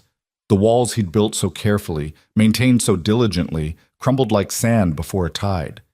These people, his people, were willing to sacrifice everything for a home he'd only promised them temporarily. "This isn't just about the water rights anymore, is it?" he said quietly. "No," Miriam agreed. "It never was. Brennan saw what you've been trying not to see, that this is a family worth threatening, worth using as leverage, because families have something to lose." "And something to fight for," Thomas added fiercely. Eli looked at each of them, Miriam's steady determination, Thomas's young courage, Clara's innocent trust, his family. The word no longer felt foreign or frightening. It felt right. It felt like something worth any risk. "All right," he said. We pool our resources. We fight together. But if we're doing this, we do it properly. No more pretenses about temporary arrangements or business deals. What are you saying? Miriam asked carefully. I'm saying that if we're going to fight for this ranch, it should be your ranch too, legally, properly. He took a breath, knowing he was crossing a line he'd sworn never to approach again. I'm saying we should make this official. Marriage, legal protection for you and the children, full partnership in everything. The silence that followed was complete. Even Clara seemed to understand the gravity of the moment. Miriam's face had gone pale, then flushed. Eli Grant? She said slowly. Are you proposing to me out of legal convenience? No, he said, surprising himself with his honesty. I'm proposing because somewhere between that first day and now, you and these children became essential. Because the thought of you leaving makes me feel hollow in ways I'd forgotten I could feel. Because when Clara was sick, I realized I'd ride through hell for any of you. Because this stopped being business the moment you asked me if I wanted another winter alone, and I couldn't answer. You're scared, she observed, but her voice was gentle. Terrified, he admitted, but more scared of losing you than of keeping you. That's not exactly a romantic proposal. You didn't ask for romance. You asked for honesty. I did. She moved closer, close enough that he could see the tears she was fighting. And honestly, I stopped thinking of this as temporary the night you stayed up with Clara. When you taught Thomas to shoot not just for utility, but with patience and care. When you started leaving your muddy boots next to ours by the door like they belonged together. Is that a yes? That's a, we should talk about this when we're not in crisis mode. Mama, Clara piped up, just say yes, the house wants you to. Despite everything, Eli found himself almost smiling. The house wants it? Clara nodded solemnly. It's been telling me. It says it's tired of being just a house. It wants to be a home. Clara's right, Thomas said quietly. We all know this is home now. Has been for weeks. Making it legal just makes sense. Miriam looked at her children, then at Eli. You know what you're taking on? Not just me, but them. Full responsibility, full claim on your life. I know. He met her eyes. The question is, can you take on a man who's forgotten how to be soft? Who'll probably say the wrong thing more often than right? Who's been alone so long he might not remember how to be together? I've taken on worse challenges, she said with a slight smile. At least you come with a good roof and working land. Is that a yes? That's a yes. God help us both, yes. Clara cheered and threw herself at both of them, causing an awkward three-way embrace that Thomas joined after a moment's hesitation. It wasn't romantic or graceful, but it was real, and theirs, and somehow perfect in its imperfection. We should go to town tomorrow, Eli said when they disentangled. See Judge Harper. Make it legal before Brennan can use your unmarried status against us somehow. That's very practical, Miriam said, and he couldn't tell if she was disappointed or amused. I'm a practical man. But Miriam? He waited until she looked at him. After we deal with Brennan, after the crisis passes, I want to do this right. A real wedding.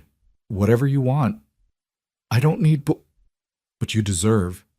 You deserve more than a rushed ceremony born of legal necessity. The children deserve to see their mother valued properly.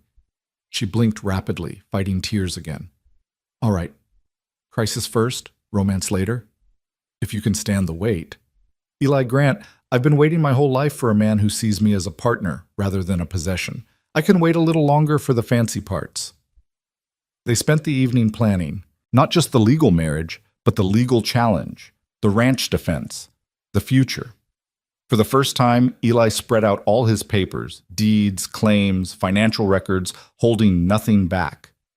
You're doing well, Miriam observed, studying the accounts. Better than well. 10 years of living like a hermit will build savings, he said dryly. Haven't had much to spend on. Until now. She looked at the children who were playing checkers by the fire. They'll need schooling, proper clothes. Clara should have music lessons if she wants them. She's got an ear for it. Whatever they need, Eli said, meaning it. They're my responsibility now. Our responsibility, she corrected. Partners, remember? The word sent a warm feeling through his chest. Partners. Not him carrying all the weight alone, but sharing it. The concept was foreign but not unwelcome. They went to town the next morning, all four of them dressed in their best clothes. The marriage was quick and legal, Judge Harper performing the ceremony with only Tom and Mrs. Morrison as witnesses. It wasn't romantic. Clara complained about the lack of flowers. But when Judge Harper pronounced them husband and wife, something settled in Eli's chest that had been restless for years.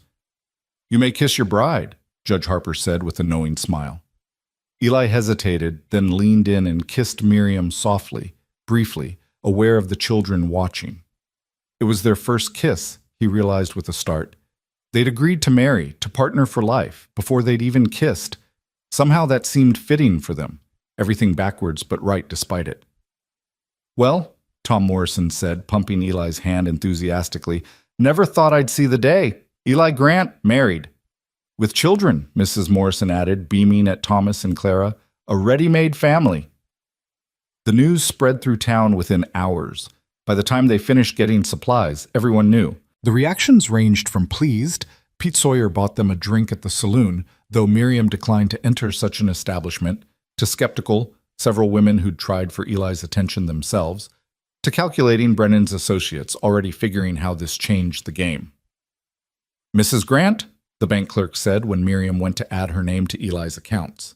The title was new, strange, but she wore it with the same dignity she'd worn her patched dresses. "We should get home," Eli said as afternoon waned. "Don't want to be on the road after dark." But as they loaded the wagon, a familiar figure emerged from the saloon. Jack Brennan, slightly drunk but still dangerous, swagger in his step, and malice in his eyes. "Well, well, congratulations, Grant. Married the help, did you?" "Watch your tongue, Brennan." "Oh, protective now, are we?" How touching. Brennan's eyes traveled over Miriam insultingly. "Though I suppose a man takes what he can get. Damaged goods and another man's leavings, but beggars can't be choosers." Eli moved before thought, his fist connecting with Brennan's jaw with a satisfying crack. Brennan went down hard, blood streaming from his nose. "Eli!" Miriam grabbed his arm as Brennan's men started forward. "You'll regret that, Grant," Brennan snarled from the ground. "You and your whore and her bastards." This time it was Thomas who moved, the boy's boot connecting with Brennan's ribs. "Don't you dare talk about my mother that way." "Thomas, enough," Eli said, pulling the boy back. "He's not worth it." "This isn't over," Brennan said, struggling to his feet. "I'll ruin you, all of you." "You can try," Eli said calmly. "But you should know something, Jack. This valley protects families, and that's what we are now, family, legal and proper. You come at us, you come at all of us. Every rancher who's tired of your bullying, every townsperson you've cheated, every person you've stepped on to get ahead. We're done being afraid of you." A crowd had gathered, and Eli saw nods of agreement, heard murmurs of support. Brennan looked around, perhaps realizing for the first time that his reign of intimidation was ending. "We'll see about that," he muttered, but there was uncertainty in his voice now. The ride home was quiet at first, tension still thrumming through all of them. Then Clara, irrepressible as always, said, "Papa hit him real good." The word stopped everything. Papa. She'd said it naturally, like it had always been true. Eli's hands tightened on the reins. "Clara," Miriam said softly, "you should ask—" "It's all right," Eli interrupted, his voice rough. "She can, if she wants. It's all right." "Really?" Clara's face lit up. "I can call you Papa." "If you want." "I want." She bounced in her seat. "Thomas, we have a Papa now." Thomas was more cautious, watching Eli's face. "Sir? Would it be acceptable if I also—" "Thomas," Eli said, pulling the wagon to a stop so he could look at the boy properly. "I would be honored to be your father. Maybe not the one who gave you life, but the one who'll help you grow into the man you're meant to be." Thomas's young face crumpled slightly, emotions overwhelming his attempts at maturity. "Papa," he said quietly, testing the word. "Papa." "Well," Miriam said, wiping her eyes, "this is turning into quite a day." "The best day," Clara announced, even without wedding flowers. They arrived home as the sun was setting, painting the ranch in golden light. It looked different somehow, not just a well-maintained property, but a homestead, a place where a family lived and worked and grew. "I should do evening chores," Eli said, but Miriam stopped him. "Thomas can help me tonight. We should. She blushed slightly. "It is our wedding night." The reality of that hit him suddenly. They were married, legally bound. Tonight she would share his room, his bed. The thought terrified and thrilled him in equal measure. "I don't